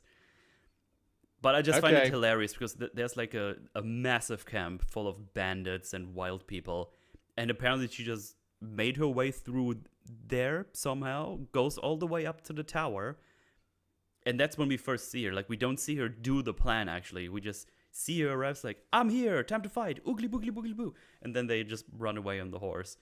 And Hera is like, there's no. Sorry, go ahead. yeah, Hera's like, oh, we never make it past these archers. And then she again says, don't worry, we got a plan. And the plan is for her cousin to be up there and just kill all the people with the arrows and bows. And then they leave. If anything, so her getting in is insane. But at the very least, we can hide behind the fact that it happened off screen, so we can say that, well, maybe okay, she was sneaking around in the dark and she managed to get to the tower. Fine. They didn't sneak out. We see how they get out, and the fact that they were able to get out is even more insane, I think, because they were not doing it quietly. No. Everyone there knew that that's where they were, and the archers were there ready to go. So if Hero Man, Freyalaf, if he isn't there, if he's out of position, if he doesn't account for the fact that there might be more than like 2 archers in fucking Isengard, then they die immediately. This whole break into Isengard and then break out again happened so quickly, and it was absolutely baffling. Yeah, it was insane. And like, also knowing that they're taking her out of the tower, well, like, let's assume that they, with the spyglass, they see, okay, she's very high up, so we got to get her out of there. There is no rope involved, no, like nothing that can maybe help them jump off the balcony. She just bursts that through is the plan door, A. and it's like, I'm Like, here now. it's not even like now we got to fight our way out, but at least like Hera can fight, so like now there's 2 of us, and like we can maybe make it. It's no, jump off the balcony and kind of grab onto a few things on your way down. It'll be totally fine. Your horse is right there. It's insane. That's the plan. At all. That is the plan. And I'm pretty sure when they just ride out, like, all the bandits just kind of look at them, go away. It's like, oh no, what? It's baffling. But hey, they make it all out without any injuries whatsoever. Yeah. Well, I guess she has a little cut on her cheek now, so I guess that sucks. Yeah. Well, I mean, that doesn't even happen during the escape. No, it doesn't. And it also disappears later in the film. They just forget about it. I mean, I guess cuts heal. Maybe she got it sutured so it didn't scar. Yeah, maybe. Yeah. Elven healers, I don't know. Someone chat says, plan, grind to level 25 to crash through all the guards. That's probably what she did. So yeah, that's that arc done. We got in there. Now we know his plan, and we got out. Good stuff. Yeah. And then we cut to them being home. It's like, hey, this wolf guy, he's up to no good deeds. He's about to attack us because he told me everything he wants to do. And Freyalaf is like, hey, you know what? We should probably leave this city here right now. Leave it behind. Give Gondor a little call. It's like, yo, there's this crazy guy who's trying to kill us all. Can you give us a little help? And then we gather us at full strength. And we just attack back, and this should be all done pretty quickly, because that's actually the smart thing to do here. I completely agree with his plan. But the king is like, shut up, you almost got my daughter killed. Fuck you. I put faith in you to save her. So I also am too proud to go to to Gondor. So shut up. And then one of the guys like, I pledged X amount of riders to defend the east flank or something. And the king's like, awesome, I'm gonna do the frontal attack or whatever. And the king also says to the guy, shut up, I don't want you anymore. Fuck you, I don't want your help. And I'll make sure the history books won't even remember you. And go away, you could go somewhere else. I don't want you here. And the guy's like, oh, okay. I'll still help if you want me to, and then he leaves. Well, I mean, he actually just says, "Yeah, okay, I'm still gonna help you." Yeah. But like, I get that you're mad. Yeah, I understand him being mad. What we mentioned it earlier, is that all of this like frustration is vented upon this one guy, when you should be like, all four of them are responsible for this. Yeah.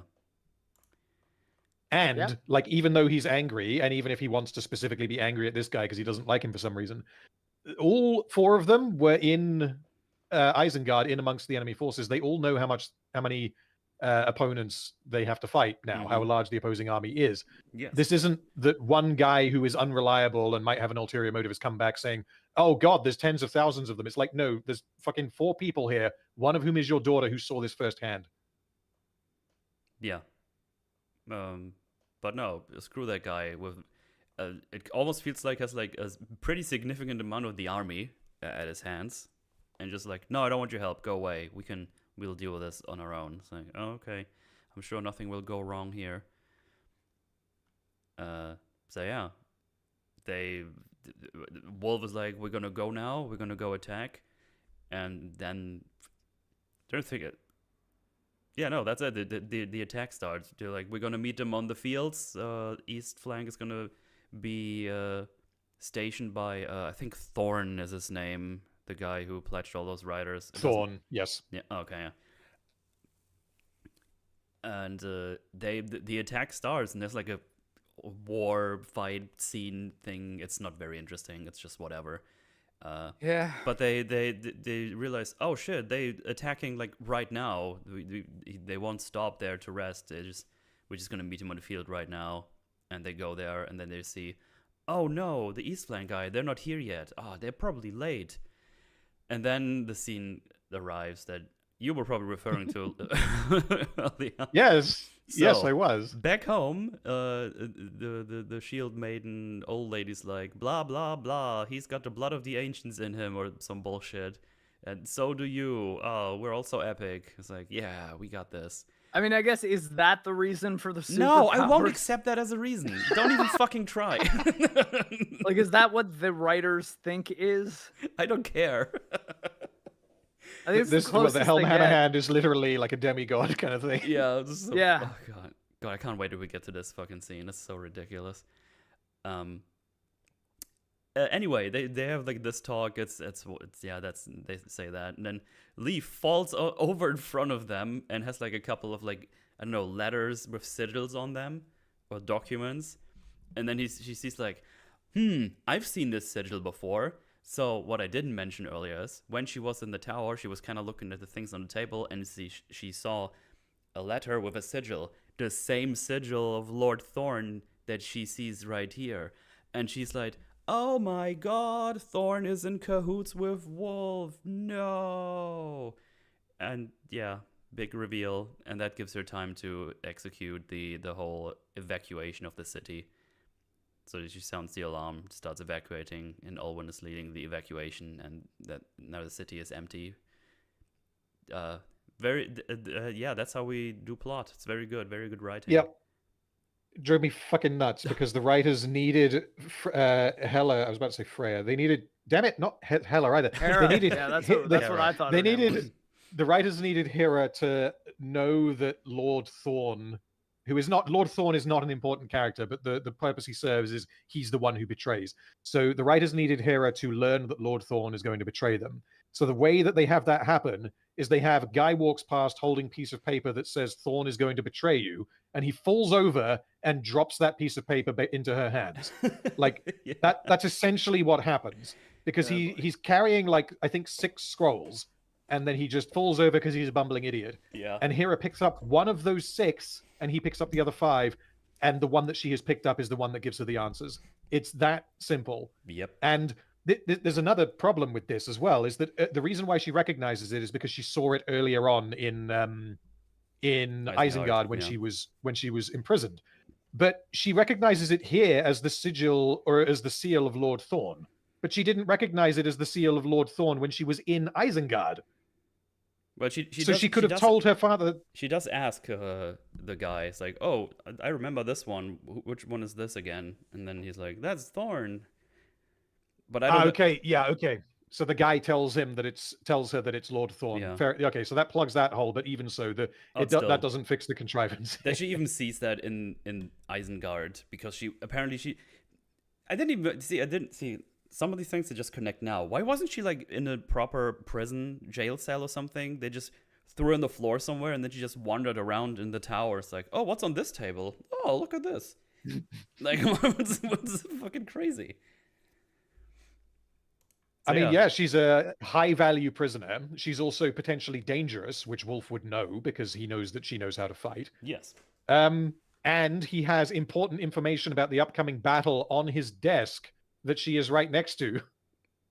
So yeah, there's three reasons why you should chain her up. Absolutely. Put her in the fucking dungeon. Do what Saruman did and put her on the roof. Like, that would have worked. On the roof. Yeah. Yeah, stick her on the roof, and then the old lady can't, Well, I have a plan her way out of this. I guess, she might have the ability to call eagles, to be fair. That's true, actually, yeah. As one does. No. As a normal human in Lord of the Rings. Yep. But yeah, she evacuates the whole thing, so I guess that's good for the peeps. And then we go back to the front lines, and they fight so bravely. Oh, damn, this is going so well, kinda. But then, oh no, reinforcements, and there's 3 more Oliphants and mercenaries. And they're like, oh no, they're using mercenaries. And they just keep fighting. They kill one of the Oliphants, and the king tells his sons, like, go back to the city before Wolf gets there. This is all so bad. And but in the meantime... yes, go ahead. I just wanted to jump in and say that, like, the battle itself, which applies to the whole film, is that, like, the Lord of the Rings is kind of known for having these massive scale epic battles. And all of the battle sequences in this film, to me, felt very... It was like they were shying away from actually showing us armies clashing, which was another problem that you get with, like, Rings of Power. The difference is that I think that, like, Rings of Power has no excuse because it has, like, a fucking $1 billion to work with. So they chose not to show us any of that. Whereas this, I feel like it was more a necessary limitation of the animation style, because you can't hand animate 1,000 people fighting 1,000 people. You just can't do that. Oh, you can, but you're not doing it in 3 years. Sure, yeah. You can't be, because you're not, as far as I'm aware, this was not computer animated. This would have been animated by hand. Mm-hmm. So yeah, which means that you're not, because once you start using computers, you can multiply things. But I don't know if there are other animes that do that kind of thing effectively, honestly. But it was just an observation of, it felt like they didn't want to show us the battle actually happening, and so they repeatedly cut away anytime something was happening. A lot of anime does use a lot of 3D animation techniques. Like it's hard to say exactly how many these are currently have, but it's also, I think, for the most part, drawn on like tablets and stuff as opposed to like on paper, because I know that it's been a very long time since there's been a full-blown like cell-drawn animation. I think Berserk and Cowboy Bebop were two of the last ones. Mm. Well, like the 1997 Berserk one. Whereas like a lot of anime now is like primarily done in a computer, but I know nothing at all about the production of this. So Right. Yeah. Okay. So yeah, they got one of the elephants, but the other ones, they're heading for the city. Oh no. But Hera has a plan. The plan is to set all the barricades on fire and shoot one of the elephants with a big fuck off ballista and kills it. So that went well. Yeah, lined up just perfectly. Yeah, it was very, very convenient. Yeah, it Also, attacks the wall at exactly the right angle to where the ballista is aiming into its mouth. Yeah. Also, yeah. the guys make sure that you understand what's happening, like, because you can't just show the elephants being scared of the fire. The one guy's like, "No, they're afraid of the fires." Like, shut the fuck up. I know. I see it with my eyes. Yeah, I mean, exactly. Yeah, like it's pretty clear that they're afraid of the fire. Yeah. So we got one elephant left, and they're arriving in the city. But the brothers are here, and they just kind of pull it off to kill them. So yay, all the elephants are gone, and the city is saved, except all the fire she just made. But don't worry about it. Yeah, the city's destroyed, but the people are saved. I guess. Yeah. And then they're celebrating, yay! And then the older brother gets shot an arrow through the throat and dies. And also the king gets peppered with like 3 arrows too. Yeah, but he's fine. Yeah, he's fine. Well, to be clear, the king is fine. The guy who got shot in the throat is fucking dead. Oh yeah, No, I was referring to the king who got shot. Yeah, I was just making sure that chat understood that. Yeah. No, yeah. And they're like, oh no, that's bad. So they retreat. They retreat to Hornburg is what they call it here. It's not Helm's Deep yet. So yeah, and they kind of look at Hollis like, oh no, he's right there, and they ride off. And at least we still got Hala. Like, we got one of the brothers here. Oh god, I'm great. We have this. But for some reason, man, his horse is so fucking exhausted. Oh man, he's the only horse in the whole army. He got the fucking shitty one. Sorry, you're the king's son, but you got the shitty horse that gets tired. But after a battle that hasn't been that long at the moment, and it's because I believe that they have a short scene earlier where it's his horse, and it's almost like his pet. It's like his own personal horse. Okay. That is quite old, and that explains the exhaustion. But like I can totally understand him liking that particular horse and all the rest of it. But at the same time, any other horse, and he would have been okay. Yeah, it's like we know you like your horse, like that's cool, but we're having like a war to do right now. Like, you need like a full health horse right now. So yeah. Yes. So yeah, he is like the only one who's like, I'll catch up to you. And he gets like slower. The horse is like, it's going, there's like steam coming out of its mouth, and he's preparing for his last stand. But we cut away. Oh no. Is he still alive? Uh-oh. And yeah, I know. They cut away. They completely glossed over this one part. Somewhere in between all this happening, Hera fights Thorn because he's here without an army, apparently. He's just here in this place.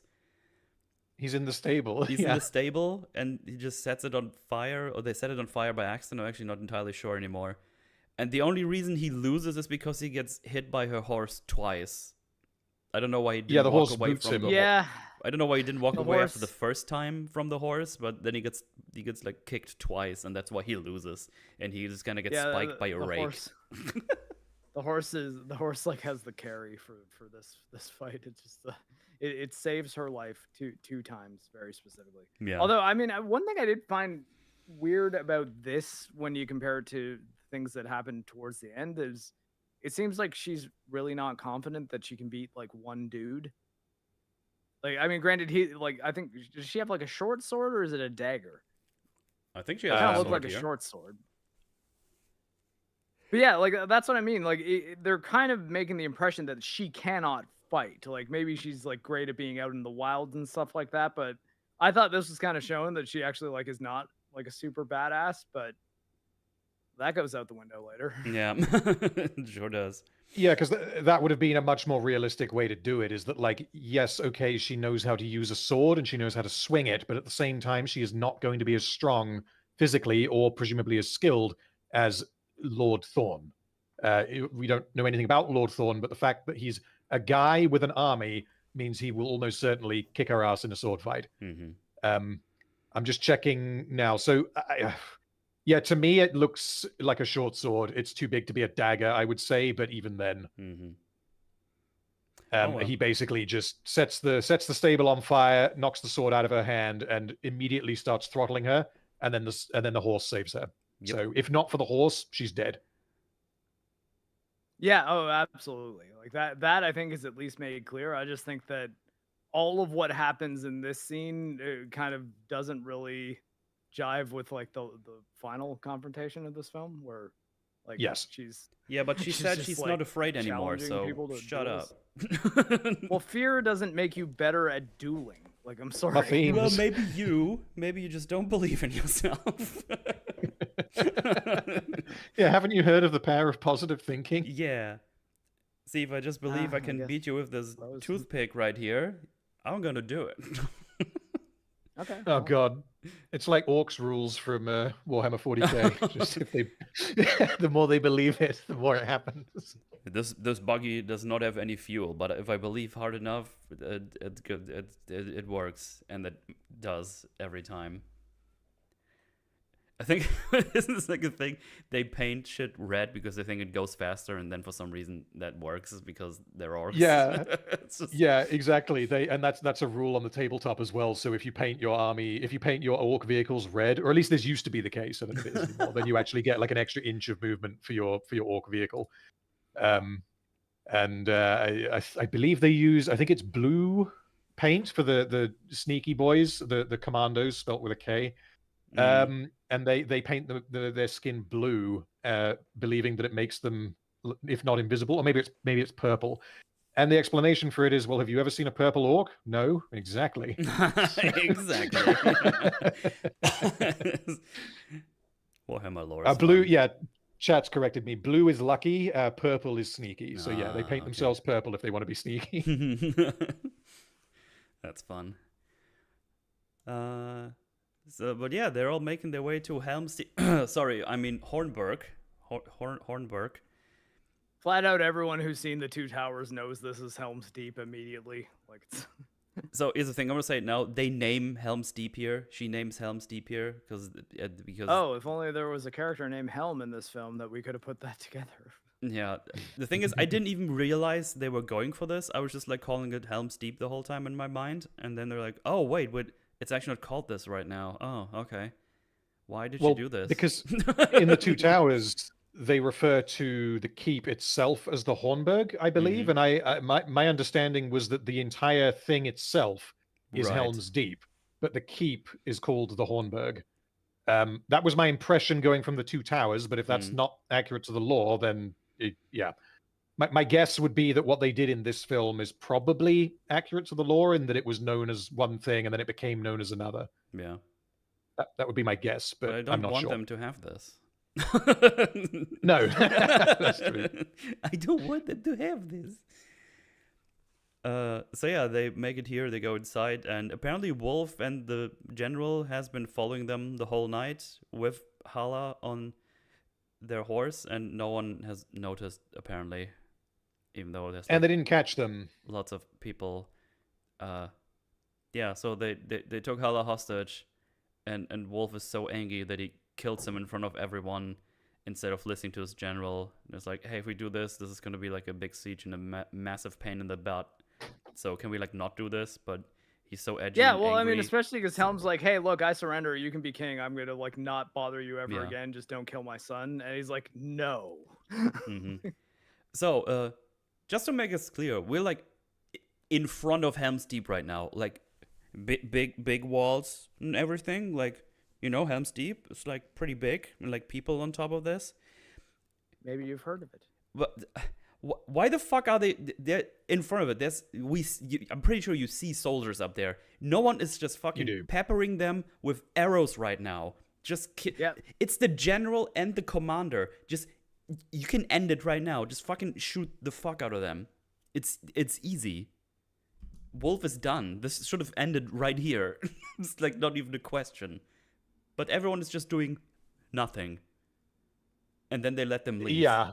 Like what there really is no explanation for it. Killing child prince means +5 to stun, so they're stunned. So no action this time. Damn it. Yeah. Wasn't their turn yet in the active time battle or something. So they're completely alone. Like the army of them is not even here. They arrive like a little bit after them.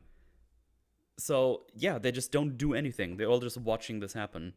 Like at the latest, when they slice his throat, that's when they go like, okay, time to just unleash hell upon these guys. But you will notice a weird thing with this Helm's Deep or this Hornburg or whatever you want to call it right now. For some reason, it has like no soldiers. I don't know what the fuck is going on. There's no one here later on. They have like 7 soldiers that can set a bit of fire later. Yeah, but they don't do that very quickly. No, they don't.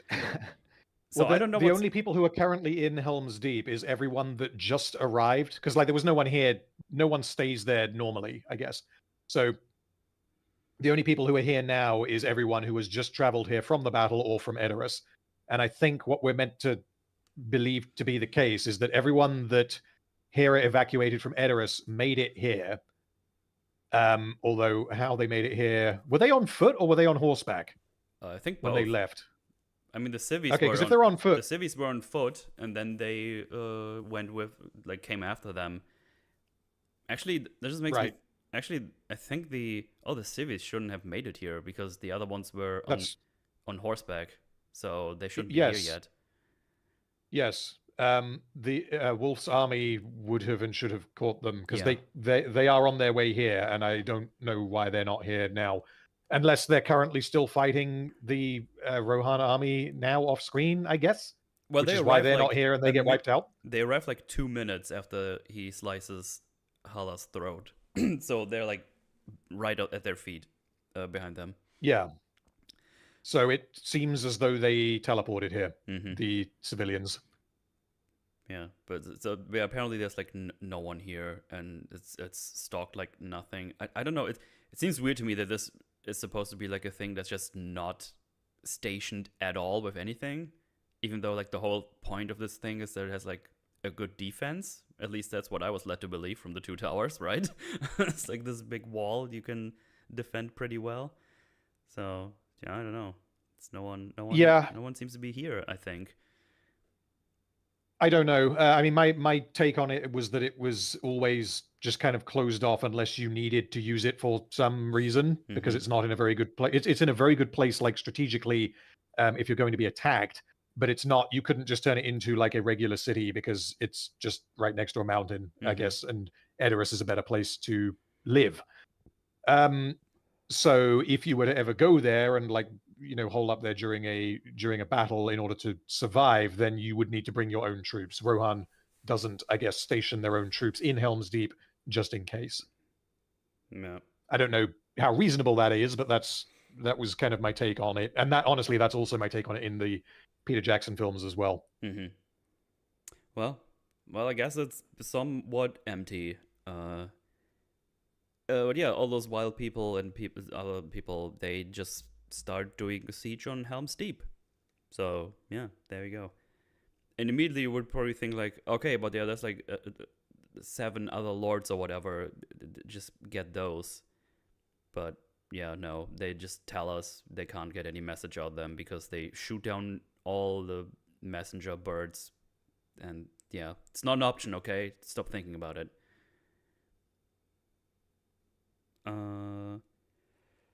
Let's see. They also at this point in the film, the pacing of the film grinds to a fucking halt. Yeah, because we're doing the siege now. Yeah, basically. as if it was brisk before too.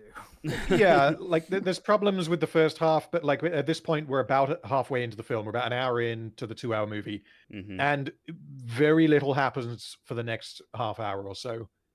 Yeah. This whole segment here is why the film feels like it's about 3 hours long. Yeah, I was surprised when I looked at the timer. I was like, wait, there's another hour left? Like, I'm only halfway through? Jesus. They also leave Hala's body to rot because he's evil, but the general is not happy with the decisions here. Oh no, he's gonna be trouble. Actually, he's not gonna be trouble. He just gets stabbed. Just... I mean, I'm just gonna say it right now because it's funny. They tried to plant these seeds where it's like, oh, he's gonna go against him at some point, and then all the way at the end, he's like, no, you're a coward, and then he gets stabbed immediately and dies. That's the end of him. It's so stupid. Yeah, again, interesting idea that they just didn't really do anything with him, and he's just like, nope, you're dead now. Bye. Well, I mean, like, I honestly thought that the general was gonna kill Wolf in that moment. Like, and I thought that was gonna be how Wolf dies. And instead it's like, no, you're a coward. And it's like, oh, you call me a coward? Stab you. It's like, oh, I guess I shouldn't have called you a coward without having my guard up a little bit. My bad. I might have assumed you could be armed and offended. But yeah, it's so lame. Also, yeah, the general not being happy with the decision here is still kind of weird, because why would you surprise that he would do this? Like, this whole point of him being here is like having revenge. Isn't that why you joined him? At least that's what I thought he would do, but no, I guess not. No, again, for him, it seemed to be out of duty, which is why I thought there was an interesting idea with the character there. But again, they just didn't do anything with it. He didn't seem to be motivated by revenge to me, because I mean, if that was the case, then he probably wouldn't have done what he ended up doing. Yeah. But yeah, didn't really go anywhere. No. Then Hera said, when they want to talk to her because she's like the princess or whatever, and they just siege them pretty close to the gates. And this one was like, okay, I guess we don't have any artillery, we don't have any arrows we can pelt them with while they're so close. I guess that's just not an option. I think they try to point out later that they're just out of reach because there's this one guy trying to shoot someone and it doesn't reach them fully. So I don't know if that's what they're going for, but it's weird. Yes. Also, yeah, in the meantime, Freyalaf, he's just waiting. I'm not sure for what, but he's just waiting somewhere on the cliff for something. I guess for the call to help or whatever. He's just on a big cliff overseeing something. I guess the siege. I don't know, but they just tell us he's here. Remember this for later. That's basically what we're doing here. Yeah, they're basically reminding us that Freyalaf exists. Yeah, because he gets told off, he gets banished, and then he says, I might stick around and help you anyway. Yeah, I think the narration is also like, he doesn't even know if they're alive or not anymore. It's like, okay, that's okay, cool.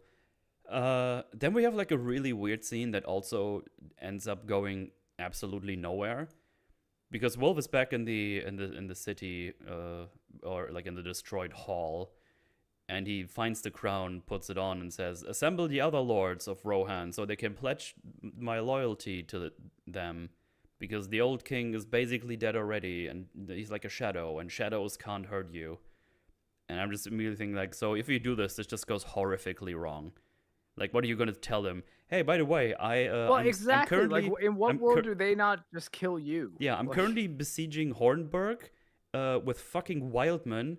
I killed the king and his 2 sons. We cool? Huh? We cool? It's like, no. Yeah, I'm your king now, right? It's like, no, you would not. Like, I won the trial by combat, though. Yeah, the trial by combat. So I don't know what this, and you would expect this goes from. It's like, no, this is not even mentioned anymore. He just joins the siege, and then he attacks with wildmen. They tell us later that all the other lords just went into their strongholds and pretend like they're just not a factor anymore. It's like, oh, okay, cool.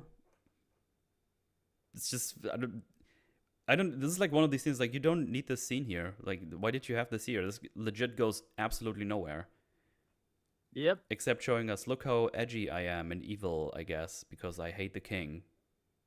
Like, okay. Well, And also- I really want people to show up and call me their king soon, even though I probably could have done that far easier if I let the prince live and had the king actually abdicate to me. Yes. Yeah.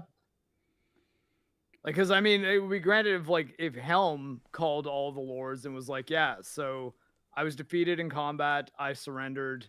Like, Wolf is now going to be king of Rohan. I guess, if, for lack of a better way of putting it, endorse him because yeah, I failed, so that's that. And yeah, sorry guys, but yeah, he's your king now, as opposed to just yeah, he's in there, he's probably dead, you know. He said 3 arrows in him last time I saw him. He's dead, pretty sure. Yeah, there's lots of women and children in there too, and like I'm currently sieging them, so I'd like to stop that. So if you guys would all just like come and call me king, that'd be cool. But also, I'm not going to stop the siege because I need to go in there and kill him. Yeah. Even though I'm telling you he's dead, probably. I guess I don't really know. Yeah, which means that like he, Wolf and General, what's his Targ. name? Targ. That's it. Thrug. Thrug. Yeah, they go to Helm's Deep and the Hornburg, and they execute the brother, and then they leave and go all the way back to Edoras, which is like that's not particularly close by, and they leave the army outside of the Hornburg, and then they eventually go back there.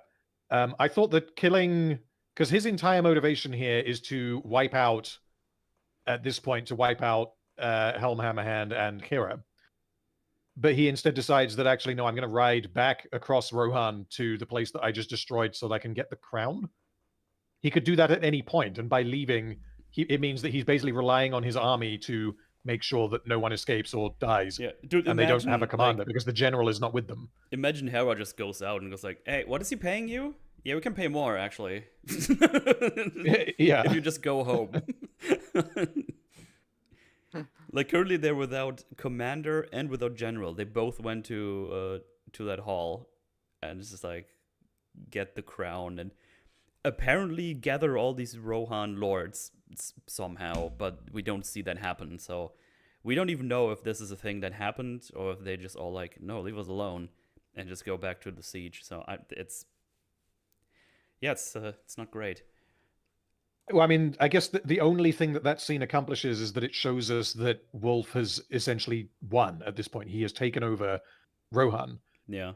But we don't need that scene to understand that, because the events that are happening now at the Hornburg will communicate that to the audience. I think they really wanted him to have the crown on his head during the final fight. I think that's the only reason we did this. Where he's being all... I guess so, yeah. Well, we get to see what's up inside the Hornburg, where Hera goes around looking for the storage stuff.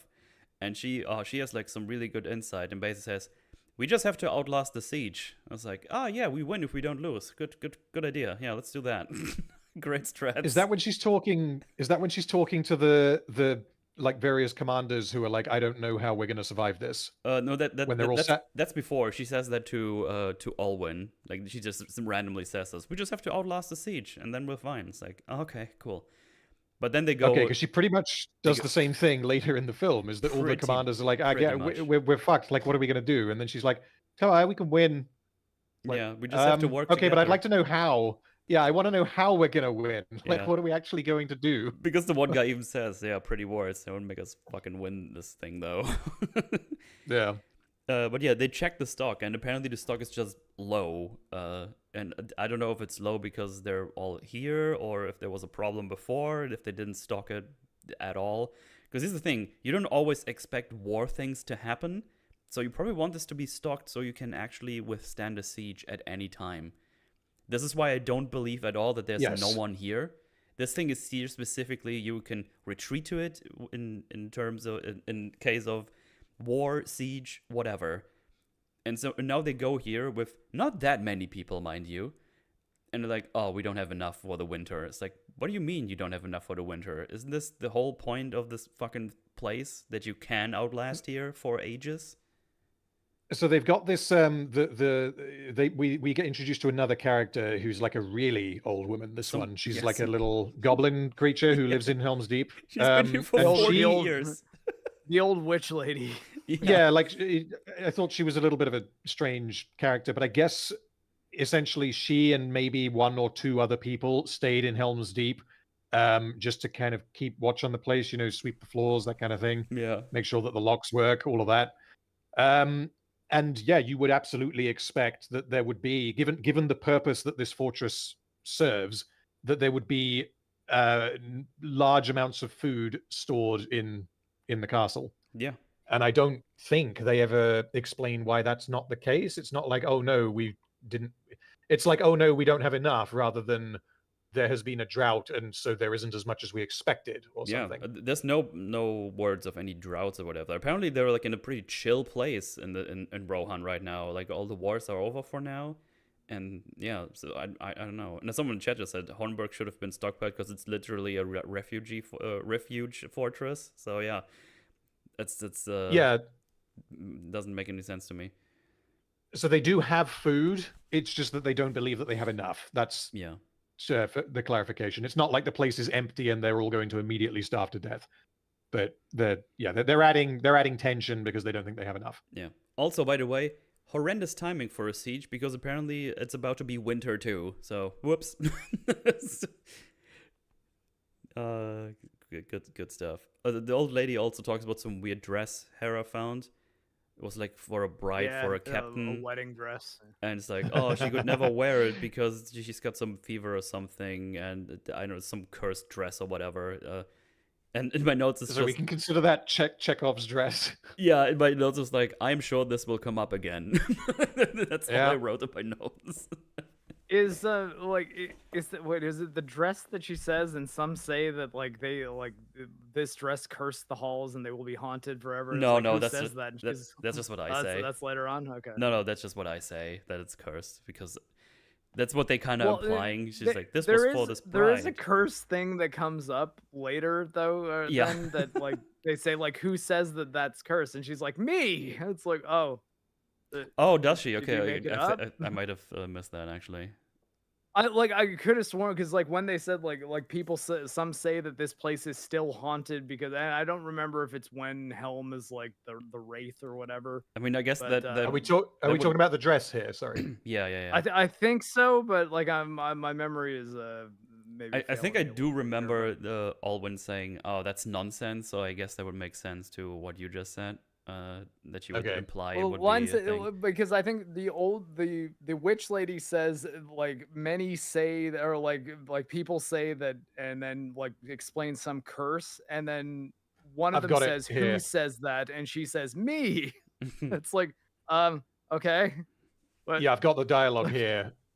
So when Hera pulls out the wedding dress, so it is the dress, yeah. So the goblin lady says, don't touch that. That gown was made for a bride that was pledged to the captain of the keep, but she never got to wear it because a strange fever took her the night before her wedding. Some say many a lost soul wanders these halls and worse. Oh, I guess so, and then who says it? Me. That's the full dialogue. So yeah, so it's like, wait, so like, have you seen the lost souls, or are you just making shit up, lady? Like that would be my response. Yeah, like, I mean, if I was a 90-year-old elderly goblin creature that was living in a castle on my own for 40 years, I might start seeing things. I'm sure I've seen it. It was in the corners. They're in the walls. Well, but I mean, just like, you figure that if you want to convince them, maybe don't say, oh, I'm the only one who says this and I'm the one who's telling you now, but trust me, bro, it's true. Like, you probably say that, like, well, I've been told, and like since time immemorial, like whatever, like any explanation as to why she might not just be making this the fuck up right now. Something to highlight as well. So Dave in chat says, in the book, it's called The Long Winter, and it lasted much longer than usual. So they did run low on supplies. So that I find quite interesting because the dialogue that we get in the film is that the old goblin lady says, supplies are running terribly low. And then she says, it's going to be a long winter. I can feel it. Yeah. As if it's going to be a long winter because the supplies are low rather than the other way around. Yeah, that's what I gathered. That's how I read that as well. So it's gonna feel like a long winter because we have like a low amounts of resources. Yeah, but Yeah, if we're the gonna have long to winter, start rationing right away as opposed to like towards the end of the winter. You know, like that would make Yeah. it feel longer, but like also that's a lot different. It's than- also so fucking Yeah, weird to like- me that he's gonna start the siege and he just goes back to all the people he sees like, yeah, we're gonna do the siege now. I feel like a lot of them would be like, no, we're not doing a siege right now. The fucking winter is about to start, and the winter is gonna be rough one way or another. I don't want to be in a fucking tent when there's like as winter your storms going general, around. I'm like strongly encouraging you to not do a siege now. Yeah. Like, but this is why, like, remember at this point, the film has not yet clarified that Wolf is paying these. They're essentially mercenaries. Yeah, that's a bunch of The impression that we have to go with at this point in the film, based on what we saw earlier, is that they are fighting with him because they are loyal to him. But the way that it ends up going is that a lot of them stay and die during this winter, in which nothing happens because they really, really like money. Yeah. yeah, They don't stay and do it because of some blood oath or because they're loyal to their king or anything like that. They do this entirely because they want to have lots of money, Yeah. which is a much shallower. Yeah. Skeptical Bucketman in chat just asks, question for whoever happens to know the answer. Is the line, what's that supposed to mean? Spoken or uttered in any way in this movie? It's on my bingo card of mediocre bad writing. You can check that off. That's one of the first things that's said in this movie, actually. Because Olwen is like, oh, this guy, he's like greedy and rich, and now he's gonna look for what he doesn't have. And then I think Hala is the one who says like, oh, what's that supposed to mean? And then she explains it to him. So there you go. I hope you can fill your bingo card. yay, bingo. So yeah, resources are low apparently. So there you go. And then you have like the scene you mentioned earlier. It's like all these commanders or whatever they're supposed to be. We don't really get anything from them except, all the lords have been retreating to their strongholds and every messenger bird has been shot down. So we are cut off. It's like, oh, okay. And then Hera just says, hey man, don't fight. That's what he wants us to do. And then she leaves. And the guy's just like, okay, that's some pretty words, but they don't really help right now. And then they show us that they don't have any wine anymore. So that's sad. Yeah, anyway, winter's rough, and apparently they can't do anything except watching them build a siege tower the whole time. That's all. Yes. So to be clear, what the bad guys are doing at this point is they have worked out exactly how far away from the deeping wall they need to be to where they are immune to arrows, because they're slightly out of range, and they are building a siege tower, and one single siege tower. It's so funny because I assume everybody who hears the name, who hears siege tower, and maybe has played Warhammer before, you're like, oh, it's like this thing on wheels. They're gonna roll over there, and then they climb up there, and then they just start going in there. That is not what we're building. Oh my no. We're building a clown contraption is what we're building. And we here's a question for you guys. I don't know if we want to spoil exactly what it does, but is this thing more or less dumb than the wool ripping machine in Rings of Power? I have not seen Rings of Power. So, well, I'll explain it to you very briefly. So it's like the orcs drag this thing that's basically like a reverse ballista up to the wall of the place they want to get into. And then they hammer these pegs in one by one into the wall. And the pegs are attached by a rope onto the ballista contraption.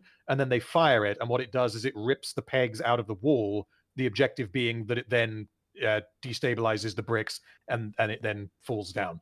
They fire the thing 3 times in the Battle of Eregion, and it doesn't actually accomplish its goal. Just And so bad. apparently there's no historical precedent for anything like this existing. So if we go I- by the in-universe rules, I guess the the wall ripper is still worse because it's not doing the thing. This thing actually gets done what they do, I guess. Yeah, this thing achieves the goal that it is meant to Yeah. achieve. It It's just that shouldn't, all of though. the circumstances surrounding exactly, yeah, it should not work in the way that it's shown to work. It's kind of funny because if you think like from a mechanical standpoint, I guess the Ripper makes more sense, but it doesn't get the job done. While this skyscraper thing they built doesn't make mechanical sense, but gets the job done. It's kind of funny. Well, Yeah. my primary question is: does the drummer know what his role in this device is? Does he know? Or did like Again, you know, the like Batman seriously, meme. like Does he actually, know? He does doesn't he know. know? It's like, who wants to be the drummer on the top of the siege tower? Oh yeah, I'll do it. He's I like, love yo, drumming. Yeah, that that sounds sounds fun. That sounds badass, dude. And it just Yeah, starts I can tipping keep a over. He's beat. like, oh shit. Like, wait, hold on. Like, is this thing breaking, or did you guys did you guys send me up here to die? Is there a hidden feature about this siege tower that I was not made aware of? Yeah. Is he aware? He's not aware. Oh god. Yeah, we talk more about this thing later because it's insane. Pretty special. It is Yes. wild. But it's the entirety of the bad guy's plan is to finish construction on this siege tower, quote unquote, so that he can assault Helm's Deep. That's his objective at this point. Mm-hmm. So yeah, they're building that thing. Then we check in with the king. I think there's like a small time skip here. I think there's a little bit of narration, but I don't think there was anything interesting here. There's like, oh, winter started and it was bad, or something. They check on the king and they're doing things like, oh, he's so full of grief and doubt. He's getting worse because he's whack with grief. He's dying of sadness or cringe, one of the two. And then the old hag from earlier just wanders into these chambers and wants to grab some fucking firewood of the king. And the guy is like, what are you doing? This is for the king. She just walks in here. Is it just funny to me? Because she just kind of walks in there. It's like, I'm going to grab this. And just wants to walk off. It's just, what are you doing? And then she just points at the instrument Hala used. And is like, what's with this? And it's like, I'll take it. Doesn't really do anything without him being here. And we're doing this like, she's looking for firewood. So we're like, oh, she's going to burn it. But she's going to give it later to some random child's like, oh, our people have some songs yet. And then that's it's a non-setup and payoff. It just does Yeah, nothing. calling it a setup and payoff is giving it too much credit. It's just, yeah, there we go. Because I thought what they might be going for is, oh, there's actually going to be someone with all the other civies, and they just do some music for morale or something, right? And that's going to be important for that. It's like, oh, see, the spirit of my brother is going to live on because he's doing the songs, and maybe they sing the same song or something, blah, blah, blah. But that's too simple. It's simple. Like, what? I don't even know where it goes. This would be a simple thing you could have done. It would be nice and wholesome, but they just give it to a random child when they leave later. It's like, oh, okay. It's completely random. Hera is like on her knees, tells Sudan, like, I understand how you feel, but that you're grieving, but I'm still here, so please no dying, thank you. And then we like cut away, and now it's becoming an anime. We're about to become anime show. Anime the show. John Anime is happening right now. So we cut away and we get a couple I do not recognize this as anime. This is not a weeb film. Unofficial anime. It's American produced, doesn't count. So we go outside and see some clips of all the enemies outside getting freaked out. They hear some weird noises, and they're scared, and it's like, and they say, oh no, it's Hammerhand, and he's ripping people apart with his bare hands and is feasting upon their flesh. And I was like, excuse me? And they're like, oh, he's not human anymore. He's like a wraith. And even inside, the people on us like, I heard the king has gone mad and became a monster. Oh no. And then we go back inside. The king is gone, and the old hag talks to Olwyn. It's like, how did he get away? He can't just run through walls. Maybe he can, because she's like 120 years old, and goes like, he's in the walls. Coming out of the goddamn walls. And Hera's looking around the room, and she finds a secret entrance. No, not an entrance, an exit. It's a secret exit because it only goes one way. She just kind of falls through it, and now she's outside and can't go back in. And the other two are like, where did Hera go? And she kind of bounces at the wall, but nobody can hear her. So now she has to go through this secret tunnel. And she just goes around, and she's like the silhouette of her dad. And it's like, oh my god, is he really a wraith or something? Whoa. And then she Can arrives. I ask quickly? Yes, please. Because I don't know if I'm missing something or if this is just dumb. I'm going with the latter, I think. But we're expected to believe that both the Rohan people inside the Hornburg and Wolf's army each independently came to the conclusion that Helm Hammerhand has become a wraith and is tormenting them. Yes. Yeah, like I was gonna say, I was like, why do they both have the same stories? Yeah. Why do they both think it's Helm Hammerhand? Because there is no way that the information from one could have, because we are given a reason why the army might think that is what is happening. Yeah. But there is no way that information could possibly have entered Helm's Deep, because this is a siege and no one is going in or out. They're not listening in on each other's conversations. So I don't, the idea of, because a large part of like what ends up happening in about the next 10 minutes is the whole like weaponizing the mythical resurrection, quote unquote, of Helm Hammerhand. And I like the idea, but it relies on everyone inside the castle knowing what the people outside the castle knows, when those two groups are completely isolated. So I don't see how that could become a plan that someone could come up with.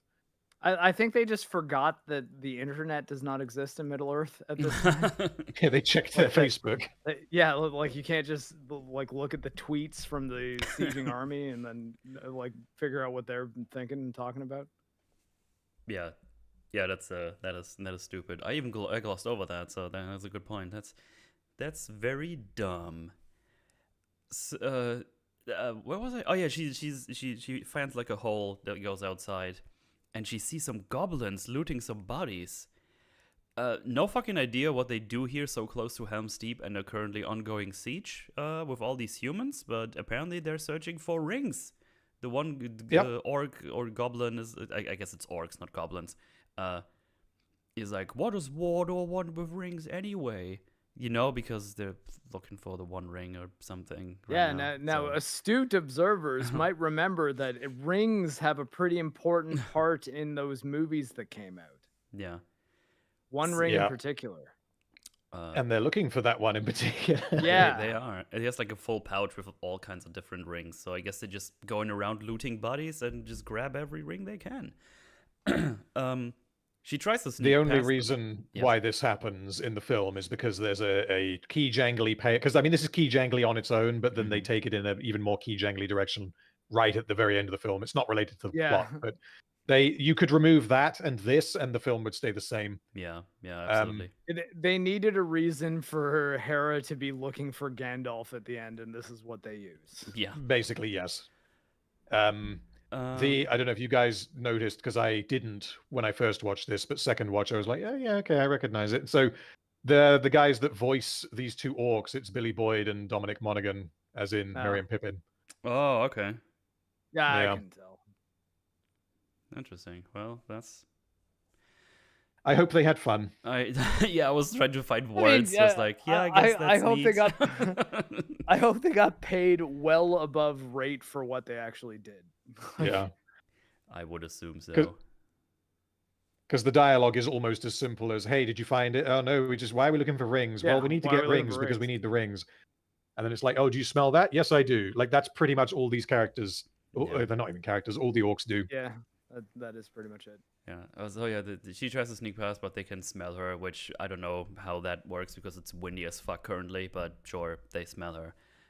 Doesn't matter anyway because she bumps into a big fucking anime orc. Like big orc, big horns, everything. And If you haven't seen this movie, you're not ready for what is about to happen. Well, Because I mean, I yeah, no, certainly this is wasn't. what I was like. So that, like, that's the thing. Is that an orc or a troll? Like, because I was like, if that's a big orc, I guess it makes a bit more sense. No, it But doesn't. like, I don't think it's a Doesn't big orc. matter. I think it's a troll. It's fully like double the height of Hera. Yeah, it's yeah, well, I it's mean, large. The thing is, it doesn't yes, fucking it matter is. if it's It an is orc or a gigantic. big goblin. I don't So, actually well, care. Well, no, I think though the trolls, at least in the Jackson movie, are not like pushovers at all. Like, you can't damage them with a punch.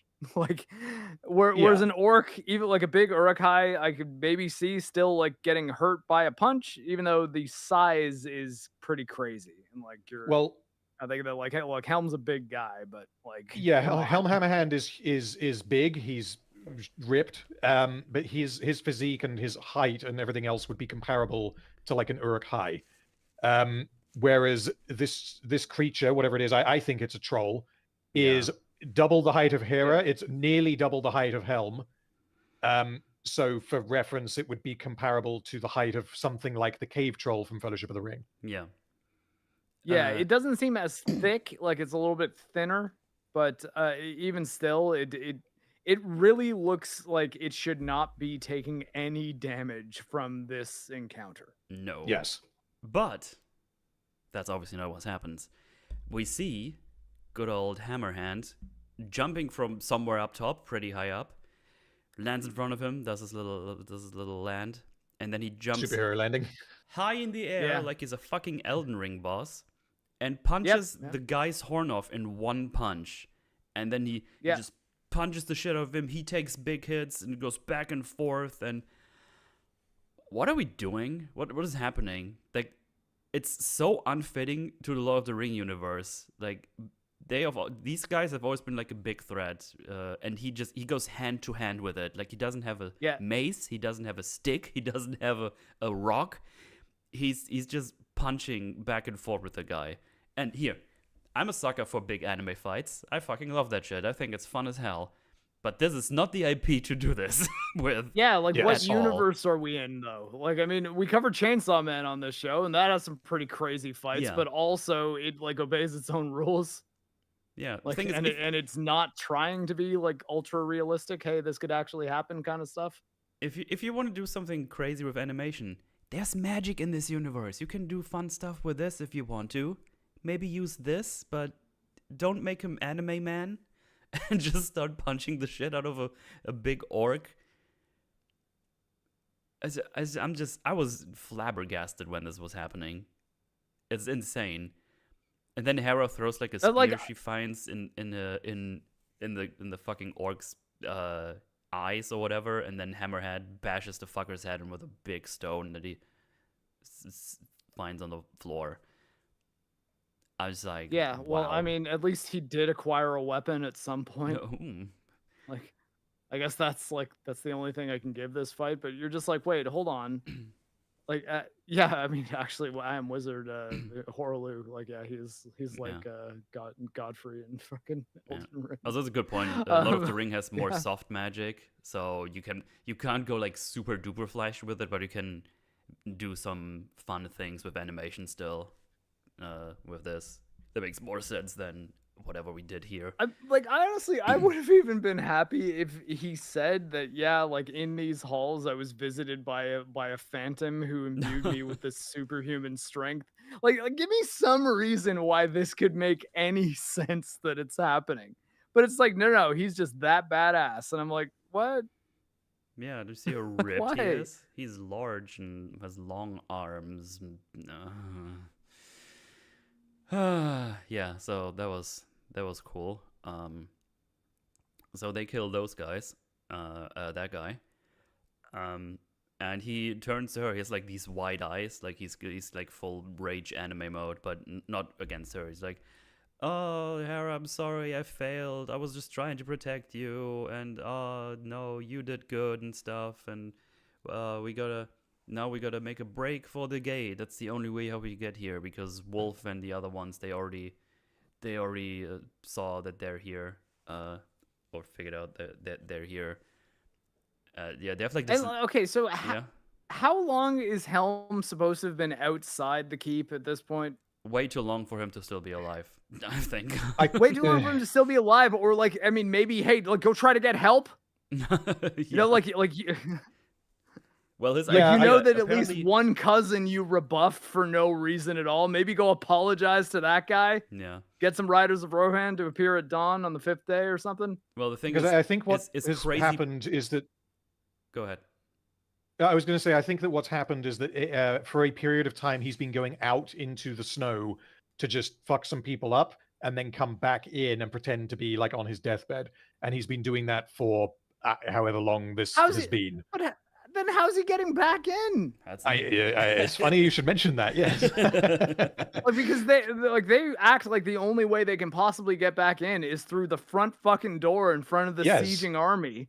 So But the it's reason- like So the reason why I think that what I said is what we're meant to infer is because the fear has spread through the ranks of the enemy, where they think that they know that that the ghost of Helm Hammerhand, the Phantom or the Wraith or whatever they call him, is fucking up their guys. That wouldn't have spread if he has just been out here for like a week or something, or if he had been out here for a week killing them and then the rumors started to spread, then someone would have noticed that the king has been missing for a week. So it must have been a case of go out and in, out and in. But like you say, the only way back inside, you can't get back into the castle the way that they both came out. And if you can, then that creates major problems. But they basically go for the front door in a minute, which means that he's been coming back in through the front door every time he's gone out in the middle of the night to kill some people. As you So do. yeah. It's fucked either way. It's one of those things. No matter how you construe it, it's like, yeah, he's either dead or he gets through the front door every night. It's so stupid. yeah, the front door that's next to impossible to open in winter too. Mm-hmm. Yeah, they have like this thing where it's like, I'm sorry, I just want to protect you, and you were right, or it's so boring. I didn't even write it down properly. I'm sorry. It's just so gay. It's just, but she's like, nah, you did good. You were just doing what you was doing, what was best for Rohan and stuff like that. And then he's like, no, they're coming. Let's go and go through the front door. And they sprint all the way up to the front door. And they're like, here's my horn. And it's like, open the door. And they look at the telescopes like, it's them. Open the gate. And then they try to open the gate with the machinations. And it's stuck because it's all frozen and stuff. And it's like, oh no, what are they gonna do? Well, as I said, we're now in anime territory. Hammerhead hand is big and strong, and he just starts kind of opening it up with his hands. So here's the thing. I don't know if what they want me to believe, that he's actually doing this by himself, because they show the guys on the machinations just all fall over and it kind of not working, or if it's like a joint effort. But considering he closes it himself later on as well, I think he just did that by himself because he's so big and strong in anime. I think I may have just worked out what the writers think is what happened, because I think I can connect all of the dots, but it's really fucking dumb. So what for the last however long it's been, presumably months, right? Because this is going on throughout winter. Mm-hmm. Helm Hammerhand has been waking up in the middle of the night and being like, I want to go kill some people. So he goes outside through his secret tunnel, finds people to kill, and then he kills them. And the tales of people getting like killed in the middle of the night spreads throughout the enemy army. Then at the end of his killing spree, he will go up to the front door, the front gate of the Hornburg, and he will open the door himself. He will just like tear it off its hinges, like just pull it apart because he's that strong. And then he will close it behind him, and then he will walk through the castle. He will repair it if needed. He will walk back through the castle and go back to his bed. And anyone who saw him would be like, holy shit, was that the ghost of Helm Hammerhand? And then that would then mean that the story would spread inside the castle. That's the only explanation that I've got. Yeah. I got nothing else. I just do. The thing is that the writers are building to a big dramatic moment here. And that's why they established that you can't get back inside the castle the way that they came out. The secret tunnel is one way only. So they just decided that was the case, which means that you have to use the front door to get in. which again causes problems unless you go with the explanation I just gave, which I still don't think works. Yeah. It's very good writing, guys. You just don't understand. Mm. Oh boy. So yeah, the what he does is he starts opening it up himself, and now there's a small gap here, and he pushes Hera through, and yeah, they're gonna do the big sacrifice thing, and they show us that there's like enemies approaching on the big walk up that you know from Helm's Deep, like the curved one. They just come up there, but it's all like windy, so it's kind of hard for them to get up there. So they pretend like there's urgency, but then they still have like a little speech by him where he told Sarah's like, oh, you're so cool and clever and shit, and you're gonna be the next leader, and oh, you're gonna rule the world and stuff like that. And then he just pushes her in there and closes the door, even though there was more than enough time to just open it up a little further, go through himself, and closes it. And like also, hey, like if you're going to pass the throne off to a woman, and like you want her to not be left out of all the history books, apparently, Yeah. maybe live and tell people that that's your intention. No. Like maybe that would have helped her case. Oh God, I like this. This movie's not good. So yeah, he's now in front of the door, and he has like his big fight against the couple of soldiers that make their way up there. Also, the guards on the wall. Not even important guys though; they're just random dudes. Yeah. Also, none of the guys apparently on the wall even try to use their bows to shoot there. To be fair, it's very windy, but it would have been nice to see them at least try to save their fucking king, because everyone seems so very sad that he's dead soon. But no. Well, just... yeah, I mean, like he's doing quite well, and the first time he's injured is when one of the like random dudes who he just hits and then throws behind him turns out to not be dead, and then gets up and does he stab him or he cut him or like slashes him or something? Like he hurts him pretty bad because it was like a blind thing, and then he kills the guy. But it's like, wait, like. You know that they're like, why not get closer to the wall so that people can't get behind you? And if you throw a guy behind you, like at least check to make sure he fell off the thing. Yeah. You know, like don't just assume he's dead. And so it's like, well, they want this guy to have this like super badass death, but it's like, why don't you make it seem like he actually could not have won this no matter how strong he was, instead of, well, he wasn't looking and a guy got him. So. Mm-hmm. Like a guy he threw a guy into his safe area and then didn't at all consider that maybe that dude might be a problem in a moment, and then he's injured and dies shortly after. Yep. So, and then we cut away, and the narration says, next day they just found him like this. Chat, may I present you this picture? This is so fucking funny. I was falling out of my chair when they showed me this. I was not ready. So, what they're doing here is, he's been fighting this whole time, and they found him like this, the way you see him right there. He is frozen solid, posing with his hand up, and they're doing the thing where they was like, he is unbent, his will was unbroken, unshattered. He killed all these people, and so I did a Google, which probably put me on a list somewhere, where it was like, how long does it take for a human body to freeze when it's still alive? So what I found is somewhere between 6 and 24 hours, depending on circumstances. Yeah, you're not staying standing during it either. Yeah. Like I know he shouts Helm Hammerhand still stands, and that's kind of like the thing. He's doing an All Might, yeah. That wouldn't happen. When I saw this scene, I was just thinking, I could not get this out of my head. I was just like, did he get zapped by like a Mr. Freeze gun? Because that's basically the way that they play this, is he's standing there with his fist in the air. Essentially, he's like mid-punch. It's like he got suddenly frozen solid during the fight. That's not how that works. So, yeah, I guess he was just standing there for 6 hours at least and just waiting for him to freeze. And I guess no one opened the door for him when everybody was already dead. And he was just sitting there for 6 hours, and then he froze. Mind you, they get him inside to give him a proper burial later, so they did open the gate after the fact. So that's nice. They defrost him. It's just, I couldn't believe my eyes. It's fucking crazy. I would. This is where I was like, oh, this is a clown movie. I'm watching a clown movie. I got it.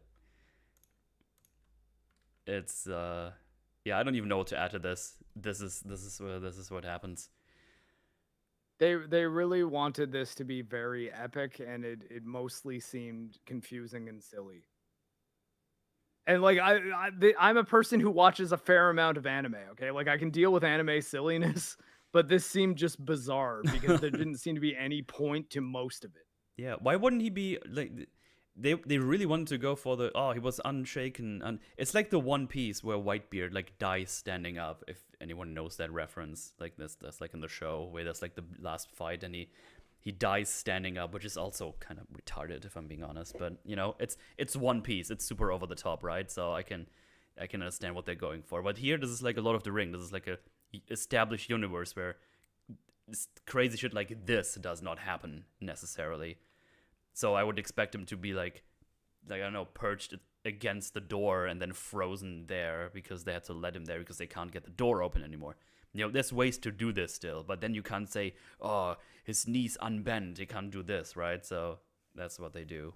So, I don't know, it's really stupid. It's really stupid and I hate it.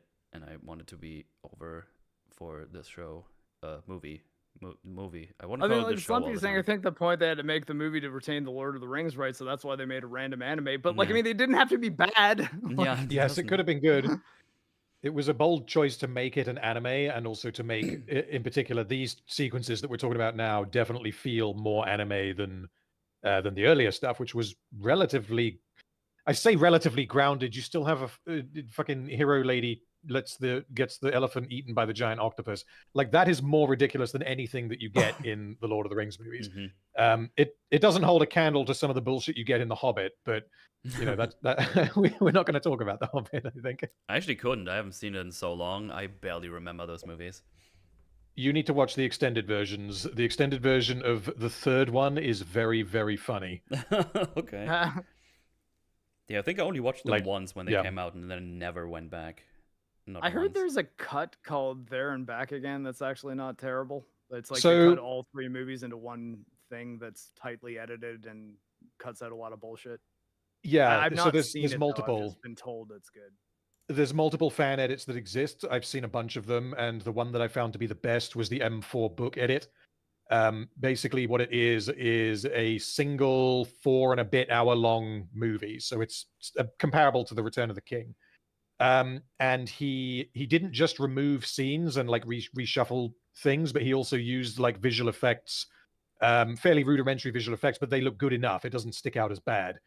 And things like, you know, deep fake technology to remove when like a certain character, because if a certain character gets injured in a bullshit sequence of nonsense and he cuts out that scene, then you can't have the character have like a wound on his face in the next scene. Mm-hmm. So he would use, you know, for continuity reasons, he would fix it up.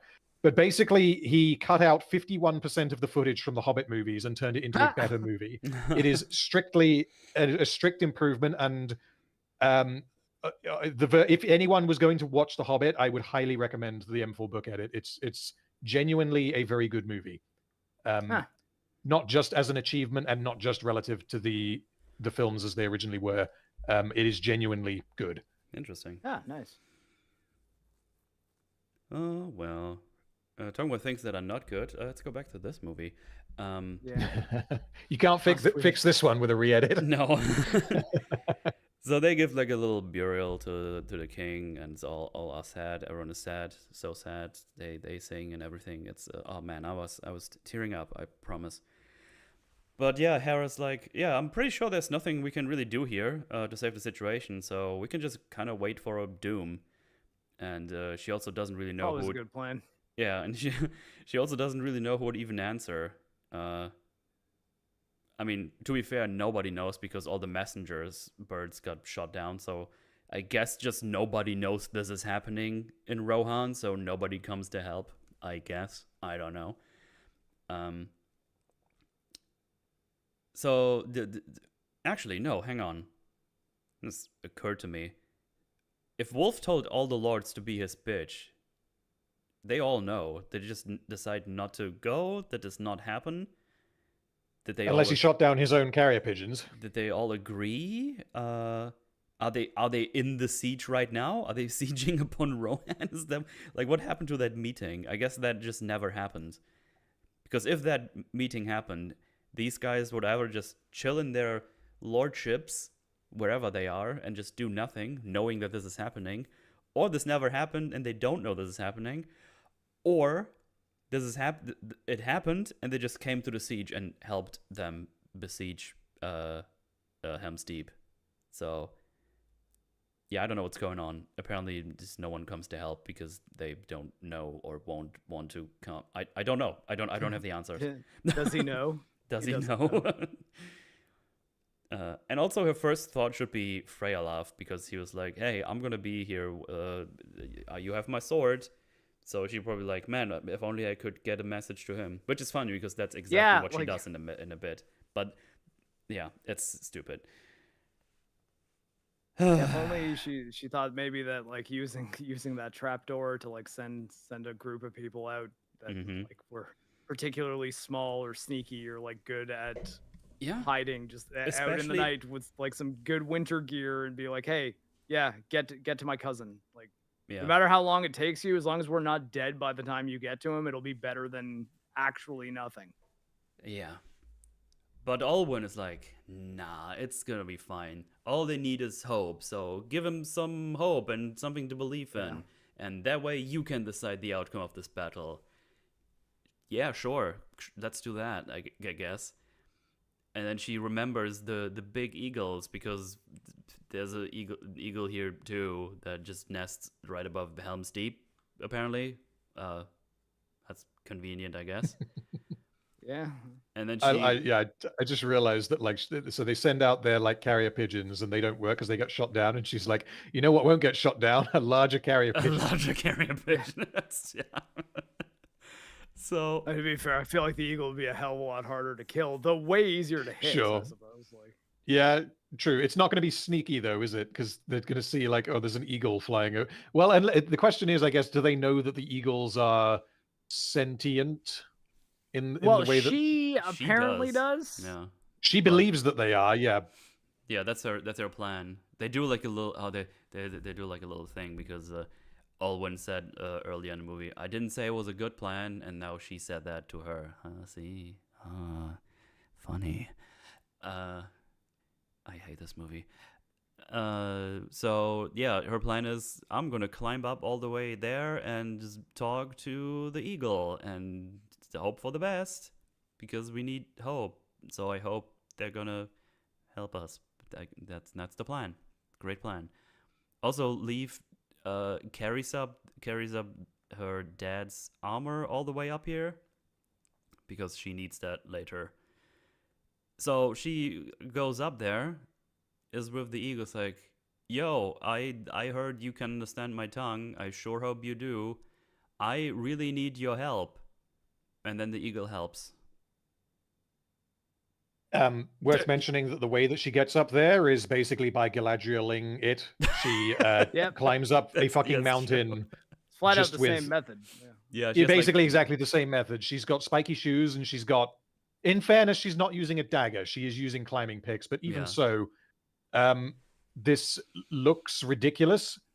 And do we have any reason to believe that she would be any good at this? Like, this not really is not something that you could just do, I don't think. We don't even have the excuse that she's like an elf or something. She's just exactly, human. And she just free climbs like crazy. There's like even like a 90-degree thing where she just kind of jumps up on. But no, she just climbs all the way up there because I guess she can. And yeah, as I said, she talks to the eagle. It's like, hey, we really need your help. And the next scene, the eagle grabs the box with the armor and brings it to the cousin. And the eagles are helping. Thanks, eagles. Yeah, they're totally cool. So, I don't know. Ancient blood or something is magical. I guess they talked about some ancient blood in them, so maybe that helps. Well, I mean, again, like, I think that's the only explanation for Helm. Yeah. So yeah. While this is happening, what was this? Oh yeah, This is the money bit. No, there's one thing in between these things where he talks to the general, because the general's like, "Hey, the king is dead. Can we now go? It's really cold." And he's like, "No, I won't stop until I get my revenge." Bah. Yeah, That's I'm it. evil. And Like, again, like at this point, who do you want revenge on? Because like Helm's there, frozen outside. Hera did not kill your dad, man. Yeah. And the general seemed like, "Hey, what are you even trying to do here? There's starving people in there, and they're not gonna follow you when you're the king after. So what are we even doing?" He's like, "No, I want my revenge. Nah, I'm sad."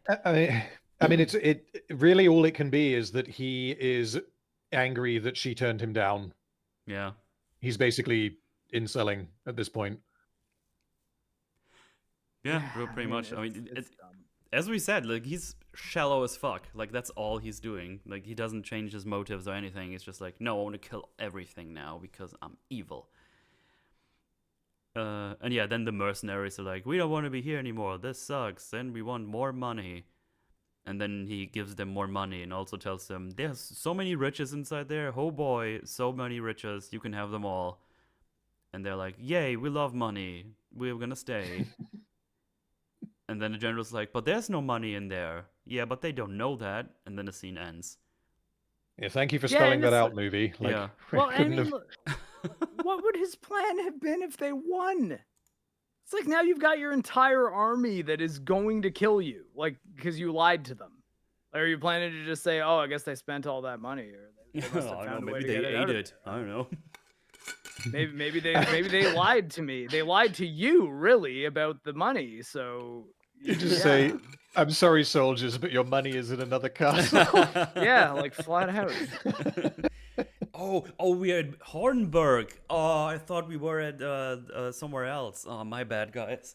I'll make it up to you. Pinky promise. It's like, oh yeah, it's actually at Minas Tirith. Now we're taking Gondor, everybody. I'm gonna be the king of all men. But we're kind of like in the ending stretches here. We got the big stuff happening. Oh, also the eagle is arriving at Freyalaf. Convenient timing is where it's like, "We can't wait any longer. Let's move." And then he sees the eagle arrive. So I was like, "Okay, guess we're not leaving," because they had to make it so convenient. Yeah. Their plan now is prep the escape thingy so everybody can go through the secret tunnel. There you go. That's what they do. What's the rest of the plan? Hera will distract them long enough to let them escape while having the weird cursed bride costume on. Yep. Which would be freezing, by the way, but we don't care about that. It's like, no, if we go out the secret door, they'll see us. It's like, no, they won't, because his eyes will be on me. It's like, there's more than one guy, though. No. There's a lot of them. Like, yeah, so this is where it really bugged me, because they do the Rings of Power thing where they just pull lines out and reappropriate them. And this one in particular stuck out, is that Hera says that, like, no, they're not going to notice you guys escaping because his eye will be fixed on me, which is it's like he's not the original Sauron. One, Eye of Sauron has one eye and it's magical in nature, whereas in this case it's like, what is he going to like do? Chameleon, like one of his eyes is going to look at you? Like, I understand the point that the writers are making, but at the same time, the only reason they phrased it that way is because it was like that in the other thing that everyone likes. Yeah. Because they just can't help themselves. We are part of the IP, so we need to reference thing from the other rest of the IP that everybody likes. But even still, like, I still, like, even knowing that, if I were one of the people that were like whose life depended on this plan, I'd say, I mean, what if it's more than just him looking for us, though? I mean, like, yeah, I get that the guy who's in love with you probably would want to be looking at you if you're going to do some grand, like, epic thing, but. Like, I mean, what about all the rest of his army? Because, like, there's a lot of people out there, man. Yep. Also, like, that siege tower is to get people in here, which is supposed to be a massive problem for us. It's not just one guy we're hiding from. the caves around the back, those are basically a non-factor in this film, because they say that like why don't we clear out the caves? So they drop that line in at this point in the film to I guess explain why it hadn't come up earlier. It's because I guess there was a cave in or something and they can't use them. But the fact that they say why don't we clear out the caves and then you guys can escape through there while I distract him with my wedding dress, that means that they could have done that earlier. But the reason why they didn't was because Wolf wouldn't be distracted, I think. Yeah, because he but the doesn't other bit sleep. well, the thing that's making me think about is that like the opponents here are men from Rohan, or at least a man from Rohan, right? He would presumably know about the secret tunnel. Like, is it actually a secret tunnel? Is kind of the point that I'm making. Because the Uruk-hai not knowing about it, I think that's totally reasonable. But Yeah. this guy, if this guy knows of Helm's Deep and knows what it is, maybe he's even been inside Helm's Deep. Honestly, we don't know. But yeah, I mean, he could have dug his way in through the tunnel, but that's not alluded to at all. Yeah, I mean, they didn't think this through very well. Yeah, this movie's not getting better, guys. I'm sorry. Oh, it will get worse. Yeah, well, there's a certain siege tower that I'm looking forward to seeing.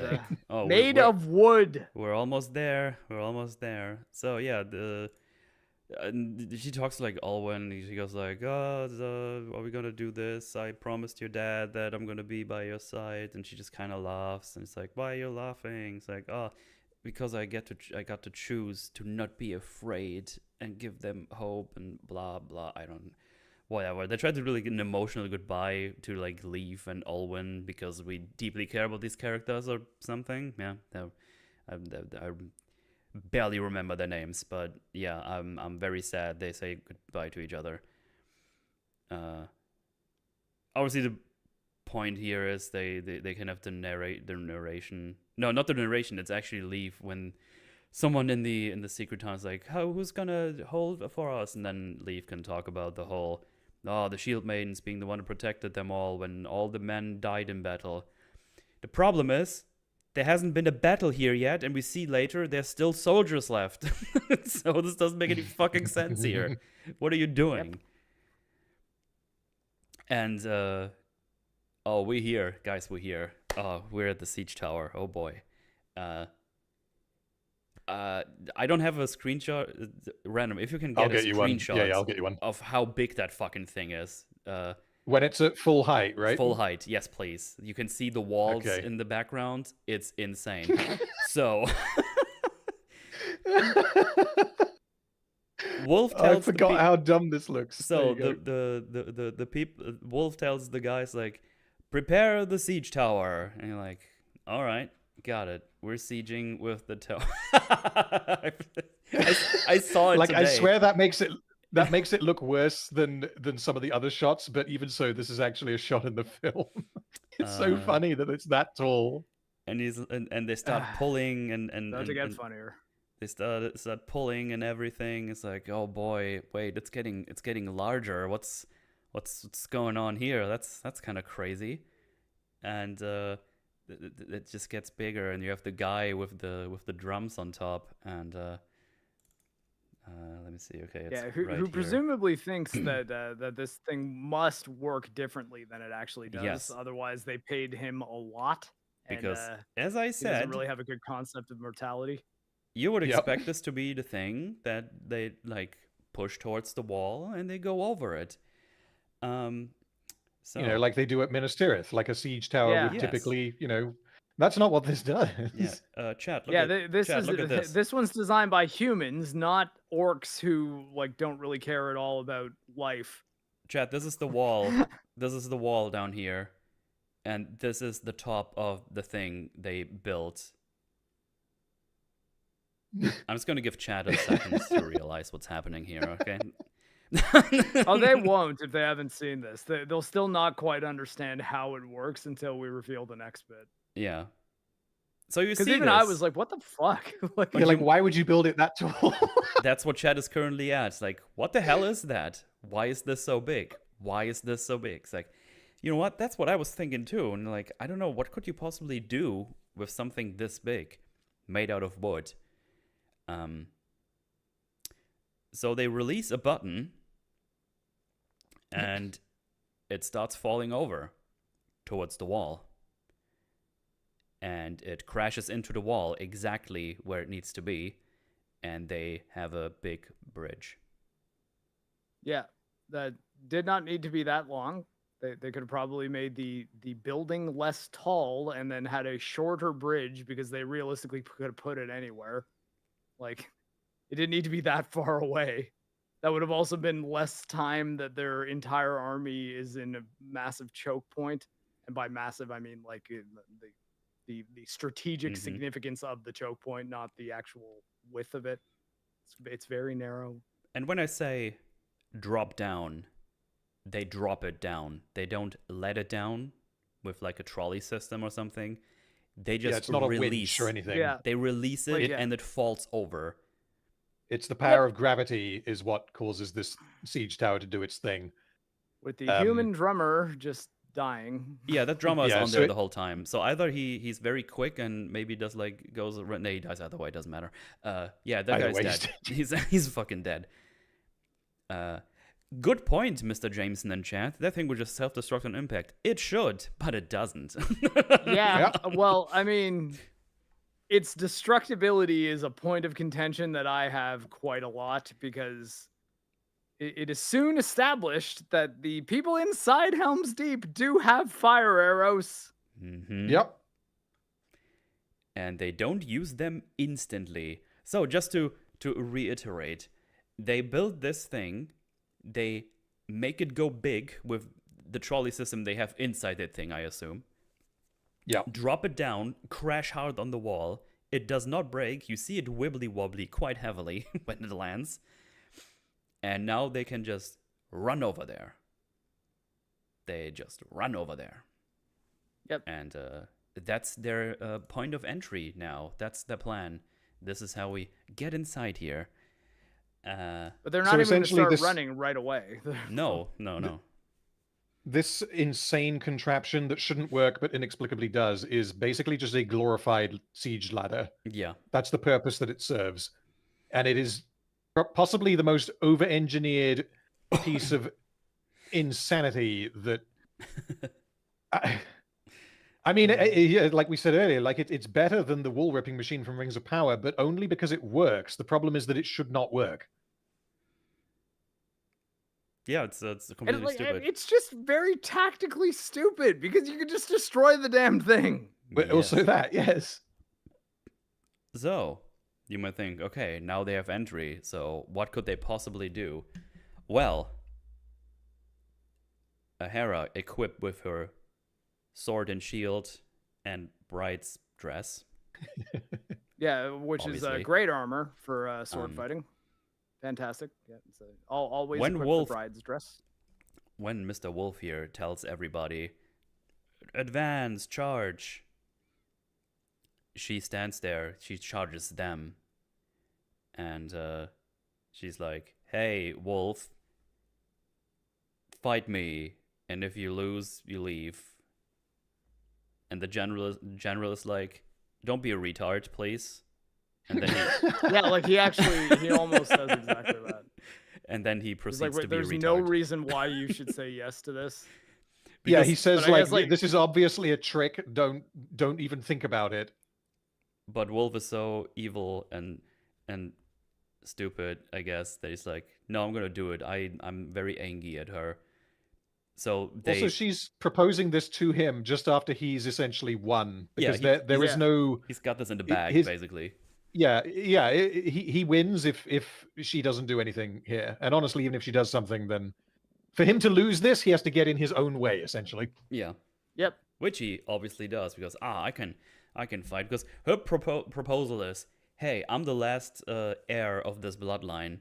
Here's your chance to prove yourself, because you were too much of a coward to face my dad. So fight me instead. And then he loses, obviously, because he's bad at stuff. I don't know. There's some stupid shit here in this fight as well, because no, wait, that's a little bit after. She just wins this fight straight up in a fair fight. Yeah. And And like she's again, like, which hey, kind of I shits on the whole like her not being great at fighting that is established a little earlier. It's like, yeah, so wait, is she an incredible swordsman apparently or she is. Power not? of positive No? thinking, I tell you. Yeah, she says I'm not afraid, so now I'm invincible and get +1 on swordsmanship, which is 2 more now than the other guy. And obviously, we'll, I guess, gloss over the impracticality of wearing a wedding dress while she's sword fighting, because that's not like that could very, very easily be exploited. That's like Oh, yeah. swimming, swimming while wearing like a wedding dress or whatever. Like that's Not only that, there's a veil attached to her sword at first before it's Yeah. cut. Like, yeah. tying it to the dress, limiting its ability to be like Yeah, lucky for her, it gets cut off immediately. So, lucky. I mean, yeah. at least they're... It's got to be the least practical thing she could possibly be wearing, and the idea, that combined with her seemingly getting a power up and suddenly being able to beat this guy in a sword fight, It's is so weird nuts. from a character perspective as well, because the whole movie she's wearing like proper like fighting outfits, and now in this last fight it's like I'm gonna go full troll mode because he wanted a bride. He's gonna get a bride. I think she actually says that, so that's why she's wearing it. But it's like, man, can you just wear it over your armor? Like, it seems wide enough for that. Yeah, like I don't mind what they were trying to do here, because Hera's objective, I don't think that she is expecting to survive. Mhm. She is basically just running at him in order to distract him for as long as possible to buy time for everyone else to escape through the caves. So wearing some ridiculous outfit, whether it's a wedding dress or not, I can see that working in the same way that if she came out literally with clown shoes and a red nose, would Yeah. that would serve a similar goal. So I get it. I understand what they're doing. But again, the fact that she then does all of that and still beats him, that undermines it, and I don't think that works. Yeah, absolutely. But hey, she's the good guy, so she doesn't just stab him in the face like, hey, I won. Tell the people to go away. You promised. And the general's like, all right, I'm going to tell him now. And he's like, no, tell him to attack. And the general's like, no, I won't. She's right. You're a coward. And then he gets stabbed and dies. The general gets stabbed and dies. Yeah. So, which, like, I honestly thought was going to go the other way. I thought he was going to say, no, you're a coward. And then he was going to stab Wolf to be like, yeah, like, I don't even know why I was listening to you the entire time. So that would have, I think, made a lot more sense. Because we put all these seeds in motion. All these fucking things. Like, oh, look at this little look there. It's like probably the only kind of decent thing they could have done here. It's like, oh, yeah, obviously we do the general who's like, oh, man, he's actually kind of a bit of a shitter. And then when we finally get to the place where this would happen, he just gets stabbed immediately. It's like, okay, Yep. I guess we're done with him. Yep, immediately stabbed by a guy who just lost a duel to a much smaller girl. Yeah. Then he tells everybody. That's how this decorated general went down. And then he tells everybody to attack, and he gets like a little bit of a second wind here, and everybody's starting to attack. And then we've all of a sudden we see there are soldiers left here, and they start setting the bridge on fire. Now. Now they waited earlier. If this was an option, start with that option. Like, what are we doing here? The second that siege tower hits, fire arrows start shooting it, because if it even burns enough by the time their people get to the end and can actually start entering the keep, it would collapse underneath them. Like, if it burns, we can kill it. Yeah, like flat out. If it's wood, we can burn it. Yeah. Yeah. So they built themselves a bridge, yes, but they also created a massive choke point where they all starting to go through. So take every possible soldier you have, put them just in front of the thing. Start peppering it with fire arrows, normal arrows. You don't even need soldiers to set that thing on fire. It's like right there. Just get some brave people that throw torches on it. Anything. Yeah. And then while they're all, you also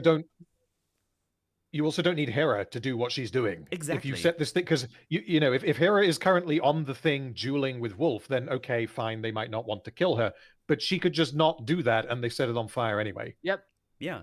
Yeah. Exactly. Like, And like, if you want us to believe Precisely that that. the siege tower was being constructed like millimeters outside of arrow range, then fine, okay, I guess they knew how to do that. But as soon as they actually fire the thing and it crash lands on the wall, you set that thing on fire. You have your barrels of oil at the ready because you know that they're building something made of wood. You know it's going to be flammable. yeah. Even if it was out of arrow range, why did the Wraith of Helm Hammerhand in his like Black Ops campaigns not just set that fucking thing on fire while they were building Mhm. it? Oh, Yep. that's such a good point. Absolutely, yeah. Like, did he not have access to oil and a No. torch No, he that he was- maybe could have brought with him? He was too angry. Ghosts don't use oils. His name is Helm Hammerhand, not Helm Oil Hand. Fire Oil fist hands. or something. So yeah, this massive construction they've built should have been destroyed super duper easily. So, but we don't do this. We don't have like a last stand in front of that bridge where they realize what's happening or anything. Nope, they just start going over, and they even make it like a little. They make it inside, so they set it on fire like way too late. Like even Alwyn is like on that bridge at some point trying to fight off a couple of people. So, Yeah, she's shield maidening. yeah, she's shield maidening hard. But yeah, it's like, yeah, shit is going down. It's like, oh no, it looks like we're losing ish. But yay, the eagle is back with reinforcements just in time. Woo. Yeah, and then she talks to the guy. They have like a little back and forth again. He's got a second wind, his evil man second wind. And she loses her weapon at some point, and then she does like some crazy jump over him, like sideways. Looks fucking weird. Yeah, like there's another like anime move. Yeah, and also, oh yeah, and while she does that, the shield maiden does like a double spin and throws her shield at her like she's fucking Captain America, and blocks his sword, which fucking breaks. By the way, his sword breaks on the shield because shield maidens are so shieldy. That sword break. I know I got nothing. And she just can't bring herself to stab him in the face. But she also has like a little things like, oh, by the way, this is not called Hornburg anymore. We now call it like it's True King, Helm's Deep. Mwah. Get the fuck out of here. Fuck you. I mean, like, yeah, like, again, like I almost thought it was called Helm's Deep the entire time just because he was the one Me that built it or too. something. Like Me too. I wasn't even thinking about this being this ultimately the story of how Helm's Deep was called Helm's Deep. Yeah. And yeah, and then Wolf kind of pretends like he gave up. He's like, oh, please save me. But then she does like the shield maiden throw thing. And she kind of just slams the shield into his throat and kills him like that or something. And yeah, the cousin is here. The reinforcements are there. The fight is won. But you know, Hera's so merciful and good. She tells her cousin to let them all go back to their families. Rohan has seen enough war. I was like, okay, sure, whatever. Yeah, like no, you should kill all these guys. Yes. Like they don't know you're they're doing in this actual right danger. now. They don't know this. They might be killing civilians inside right now. So you gotta do something. Yeah, fucking dumb. Like unless they specifically surrender, assume all of them are still a threat. Yeah. Oh my god, that frame you just sent. Hang on, I need to get this on screen. Oh god, it's like one of these anime characters in the background. Where's it? Open link. Oh, it's so small. Oh god, it's horrifying when you zoom in. Yeah. Boom. Chad, do you like this? This is quality animation right there.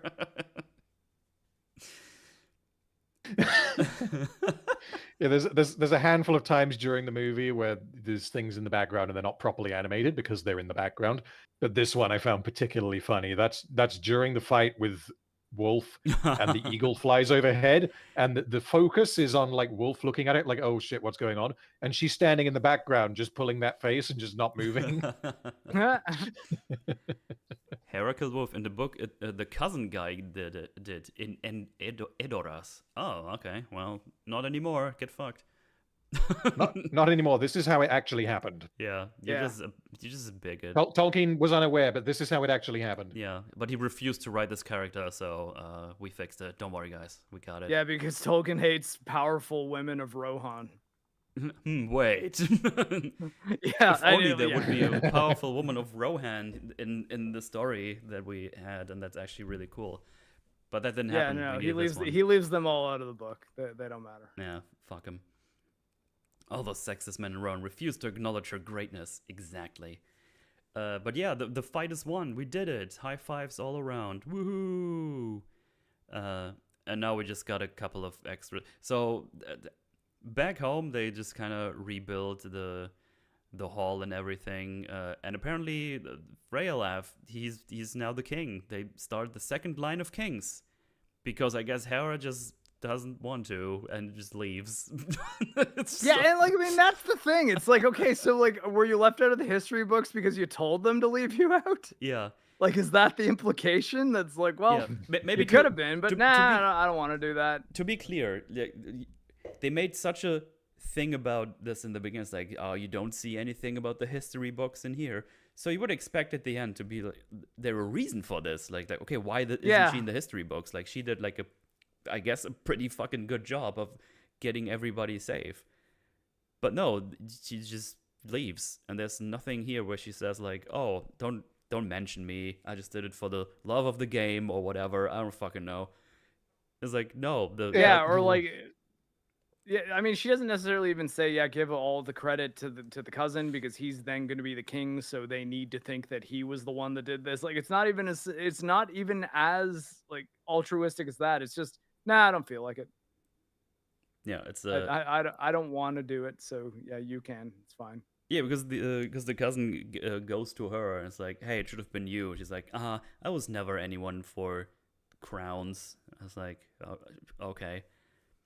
It's just so weird because it is announced as the second line of kings, so the first line of kings should be mentioned somewhere. Like, there's lots of people here that know all of these people still.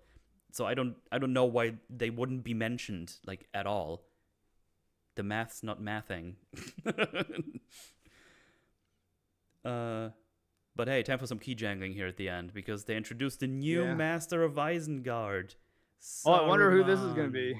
Oh my god. Okay, wow. I remember Saruman. Yay. And then Alwyn's like, hey, I got a message from someone. I'm going to go there. And Alwyn's like, I'm going to meet you. I'm going to go with you, I mean, even though I'm not bound to you anymore because I'm not royalty.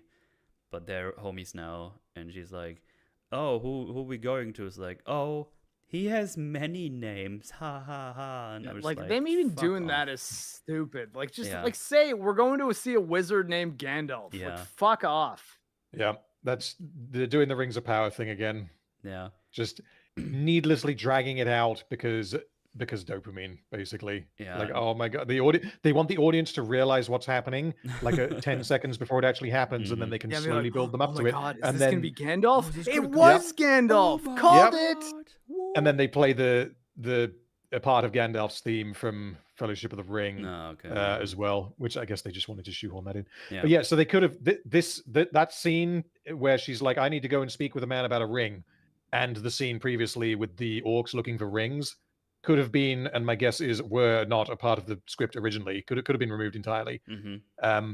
Because it's the kind of thing that I feel like a writer would choose to add because they want to make it feel more Lord of the Ringsy. Yeah. And give them more opportunities to use the music and to name drop the characters and to include a ring. Because again, the one ring itself has absolutely nothing to do with this story. No. Yep. Nothing at all. As it said in the beginning, it's 200 years before Bilbo even got the ring, so there's nothing. There's no rings here. But yeah, it's like, but in the common tongue, he's known as Gandalf. It's like, ooh, yay, Gandalf. But it's like God, I hate that. And then they go. You didn't even like that. Didn't accomplish anything. You didn't need to do it. Everyone knew you were gonna say Gandalf. Like, stop it. Yeah, and then the Like, cut to the chase. narration ends with, and then she rode around, still headstrong and free, and that's what she did the rest of her life. The end. It's like, oh, okay, cool. Yeah, this shit sucked. This was awful. Yeah, it was really bad. It's really fucking bad. Yeah. So when I initially started watching this, I was like, oh god, this is just gonna be a drag and nothing even to talk about. I was already worried it's gonna be like a boring Forge or anything, but then shit just started going out of control. I was like, oh, this is gonna be pretty good. As a Forge, I mean, not the movie. Yeah, I mean, super shallow characters. The fighting here is fucking lame. There's nothing to latch onto of interest. We have like plot devices going around, the fucking eagles just being like, I'm here. And then she goes to the eagles like, can you help us? And the eagle helps them. It's like, oh, that was convenient. That's good. The fucking crazy bridge contraption is absolute insanity. It should not be a thing. Like, I'm worried about someone was really proud of designing that. And I can't believe this has not mentioned to me before. Like, I'm actually shocked I didn't know about this. That's hilarious how crazy and bad this is. Like, it in so many ways, like, not only that it's so big and they just drop it on there, but also that they just don't immediately burn it to the ground. It's like, wow. Like, that was the thing that was blowing my mind. I was like, how is this thing not already on fire? How did you fuck this all up so badly? It's wild. Yeah. I mean, the only thing I can say, like, in positive about the film, other than that it's obviously better than Rings of Power, is that, like, the first hour or so I found to be superficially entertaining enough, even though I was aware that it was not good, and that, like, the story and the characters were not necessarily full of holes, but there was just nothing to them. It was just so simplistic in the characterization and the story that it was telling. And the animation, again, it's a mixed bag, because as someone who is not very familiar with anime, some of it looks cheap as hell, like that screenshot that you shared most recently. That, you know, little things like that that just pop up in the animation. But then some of the environments and a couple of, you know, brief shots, I do think looked pretty good. Some of the environments I think look very good. Like a painting that you might want to hang on your wall, like that kind of thing. And it's like, there is artistry within the film. It's just that none of it is really relating to the plot and characters, because they are very, very thin. And the bits of the plot that I did like, or that I wanted to like, it felt to me like they were almost certainly the remnants of whatever this story originally was before it was turned into this. Yep. Yeah. Agreed. I was unimpressed with the first bit and thought that it was kind of boring, and was stunned when it got more boring once they got to Helm's Deep. Like, I was actually like, wait, hold on. Like, I was watching the fun part of the movie, because I kept on thinking, well, maybe this will pick up, you know, like, maybe it's not as bad as some of the people that I've heard talk about it are saying it is. Like, you know, like, I mean, maybe it's one of those things that, like, people just don't like anime, and or people who don't like anime have been watching this and reviewing it, and that's why it's not being, like, really well received. But no, it's not a bad Lord of the Rings thing, but it's a good anime. It's a bad anime. Like, it's just bad in general. Yeah, like, there's nothing about it. Like, it's not like, oh, well, if you like blank, you should watch this. It's like, no. You should watch this if you're in solitary confinement, and they're like, you can watch War of the Rohirrim, or you can, like, sit silently. Like, that would be the reason. Otherwise, like, don't spend money on it. There's many other things you could be doing with your time. There's far better anime you could be watching. And the Lord of the Rings Jackson movies exist. You could just watch those again. I watch them all day. Have more every fun. day. It's fucking awesome. Yeah, like, I mean, seriously, like, just pick a disc of the extended editions. It's about as long as the whole movie was, and that's like, you're gonna have more fun. I have nothing to add. This was awful. Don't watch it. Yeah. There you go. That's my final thought. The only thing I guess I would add is so this film cost $30 million to make. It has currently made $12 million. That is globally, not just domestically in the US. Oof. And it came, I believe it opened fifth, behind, I can't remember the order, but it was Wicked, Moana 2, Gladiator 2, and Kraven the Hunter, which means that Kraven the Hunter outperformed War of the Rohirrim. And Yeah, I've heard like, way more bad things about Kraven the Hunter than, well, anything about this movie, actually. Yes. So.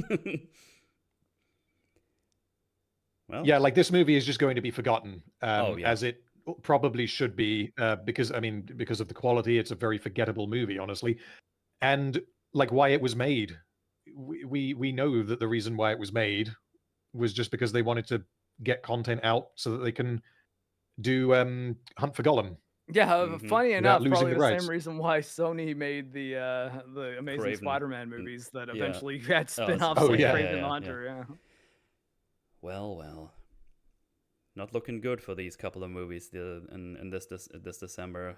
Didn't they like all kind of just like go to shit? I mean, Except Sonic. I guess Sonic is doing pretty well. I think that's. Pretty I'm looking well forward to relieved. seeing Nosferatu on Christmas Day, but Oh, I'm that's looking also forward to a seeing that as thing. well. Yeah. Oh, okay. Well, for that's some kind reason of the only one that I've got hopes on being didn't not even shit. have all those on my radar. I was just so busy with prepping all these other things, just completely forgot. So yeah, maybe I have a couple of movies to watch with Mahler over there, so that's fun. Yeah, there you go. I'm No. sure. Well, I mean, I don't know that Nosferatu is going to be good, but I've not disliked a single one of Robert Eggers' movies so far. Mhm. Of the 3 movies he's made that I've seen, I like all 3 of them quite a bit. So Yeah. Good stuff. Well, let's do the couple of super chats here that came through over the stream, and then we are out of here. Got $2 by Odin. Thank you very much. Can't believe you got a Wald. Can't believe you got a Waldreg hater like random on. Yeah, I know.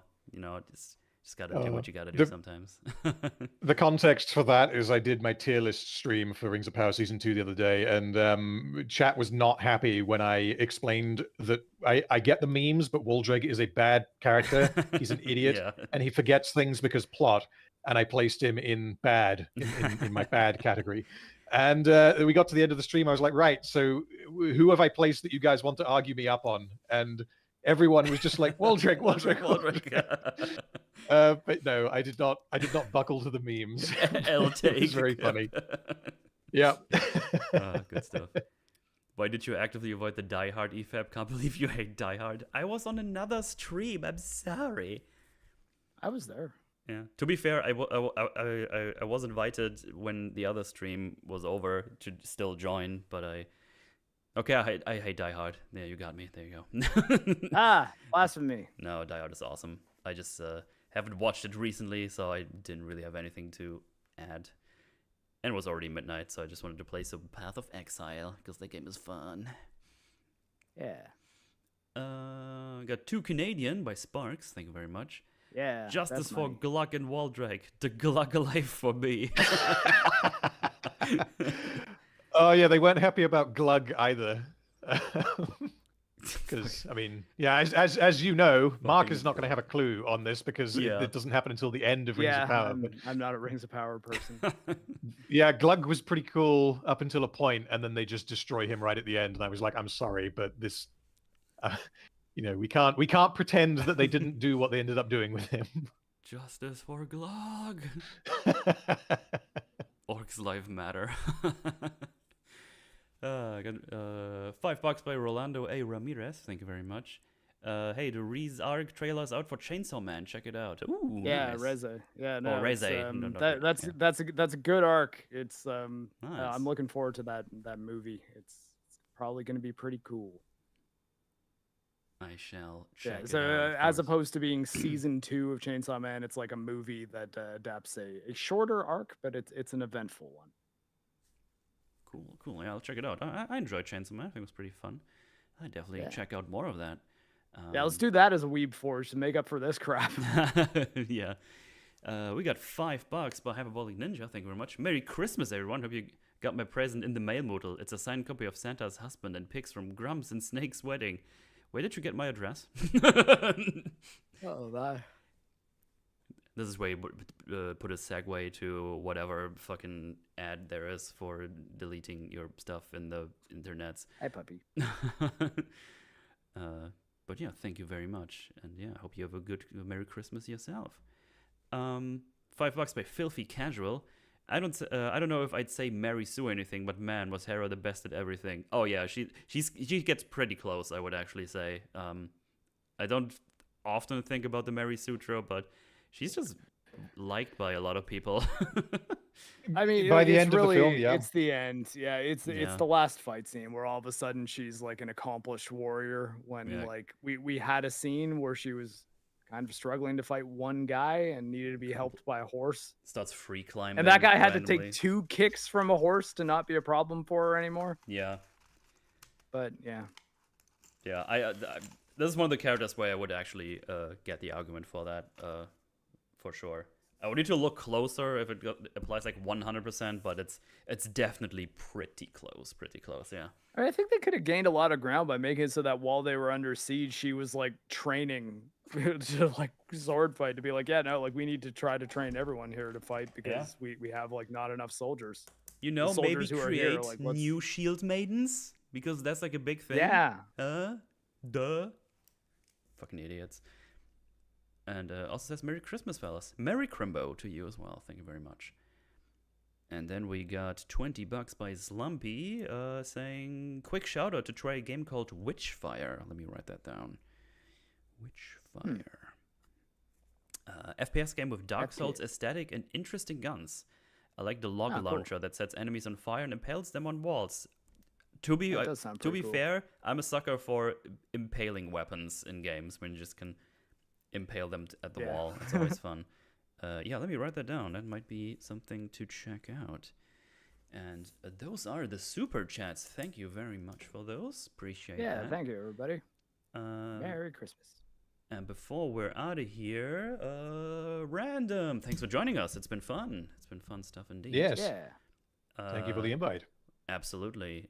It won't be the last. Be warned. Yay. Hopefully we get to watch something slightly better next time. We try to watch good stuff as well. Don't worry. But yeah, what are you up to? Where can people find you? Link is obviously down below already, but tell us, plug your fleams. Yeah, I guess most recently I finished a video series doing like breakdowns of Rings of Power Season 2, which is obviously not good. And the next video that I'm releasing is going to be the final autopsy of Rings of Power Season 2. It is going to be, I've finished the script now. I'm going to be recording it before Christmas and then editing it throughout January. So expect it out probably within about a month. Nice. And then after that, it's going to be a video on what the fuck happened to Arcane Season 2. Oh no. Yeah, that Yeah, was we've been pain. there. Yeah. Yeah. I covered it twice on the Forge here, and then I was on all the EFAPs too. I don't know what I was thinking when I agreed to that, but I didn't feel good after. Yeah, no, At the very neither least, did we I. got some good memes out of it, though. Yeah. Which, Drooling for the squeaky. Drooling for I a just- squeaky, Smeech and Rictus, all of Smeech that. and Rictus. Yeah. Yeah, good stuff. Go check it out. He makes good videos. And yeah, Mark, what's up with you? You did your military things. How did that go? Yeah. Yeah, I passed my military fitness test. So my career isn't necessarily safe, but it's I've definitely taken a major step towards it being safe. So yeah, I'm gonna just do my best to not let this Christmas holiday have it all fall apart. So yeah, I'm gonna keep exercising and working on general like personal development stuff mostly. Very good. Very good. That's pretty much it. Still linked down below. There's still fun stuff to see from the past on the Mark channel. That is worth a watch. Well, I also have a playlist of these podcasts as well. So it's another place you can find Metals Forge. There you go. Hell yeah. That's me. That's us. That's us. We're doing that. Talking about me, this was the last live Forge of the year. Hope you all enjoyed all the crazy shenanigans we did over the course of the year. I sure had fun. And yeah, over the next 3 weeks, you will be getting pre-recorded Forges because it's Crimbo and I'm soon off to the Longman lands. So, as I said before, you will get a Forge for I can't talk, the Batman, which has Wolf in it as a guest, so that's fun. Then we got the Penguin, episode 1 through 4, which has Theo and Wolf in it, so that's double fun. Yeah. And then we get rid of a little bit of the fun because Wolf couldn't make it to the last 4 episode. So that's only with Theo, but was a nice little arc. We had a lot of fun recording those. So those Yeah. be coming out over the next 3 weeks while I'm gone. So I hope you will be enjoying those ones.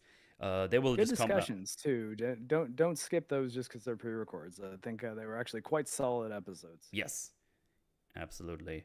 And I'm just gonna put those out probably at the same times we normally do the forges. So I just do the normal times, like on my 5 p.m. CET. So I'll put a premiere on it as well, so you guys can chat away in chat if you'd like to. So go enjoy those. Obviously, I won't be doing any streams while I'm over at the Longman place. At least not here on this channel. But as you guys know, 10,000 subscribers have happened. So I have a promise to keep, and we will be playing Dark Souls 2 when I'm over at Longman Land. All bosses is the plan. So we're gonna be playing that over on Molo's channel. We do a hot seat, have drinks while do it, and it's gonna be fun stuff. I sure you enjoy it. I'm sure there's gonna be like 2 or 3 streams because Dark Souls 2 is actually quite fucking long.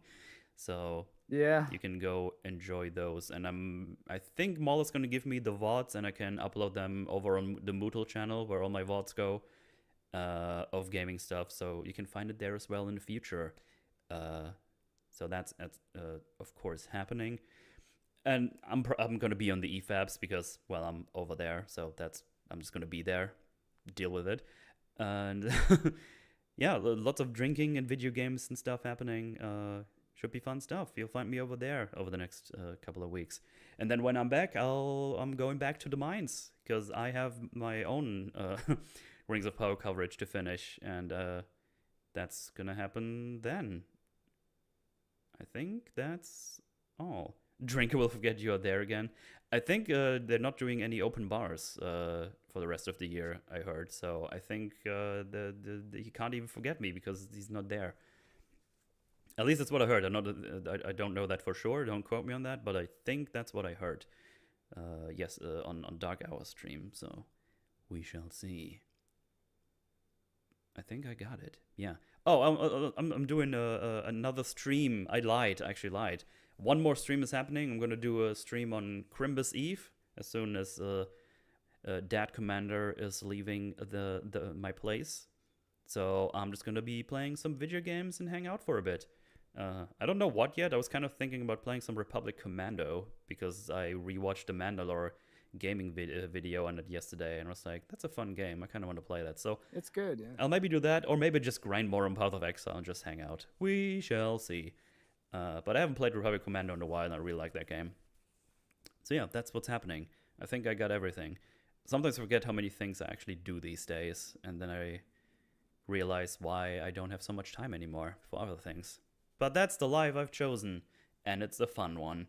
So, with that said, for everybody who's not going to be here, Merry Christmas, Happy New Year. Yeah, Merry Christmas, everybody. Merry Christmas. Hope you all have a good one, and we shall see you soon. Soon. Yeah, there you go. Good end. Goodbye. Goodbye. Merry Christmas. Yeah. Merry Chrysler. Happy New Year.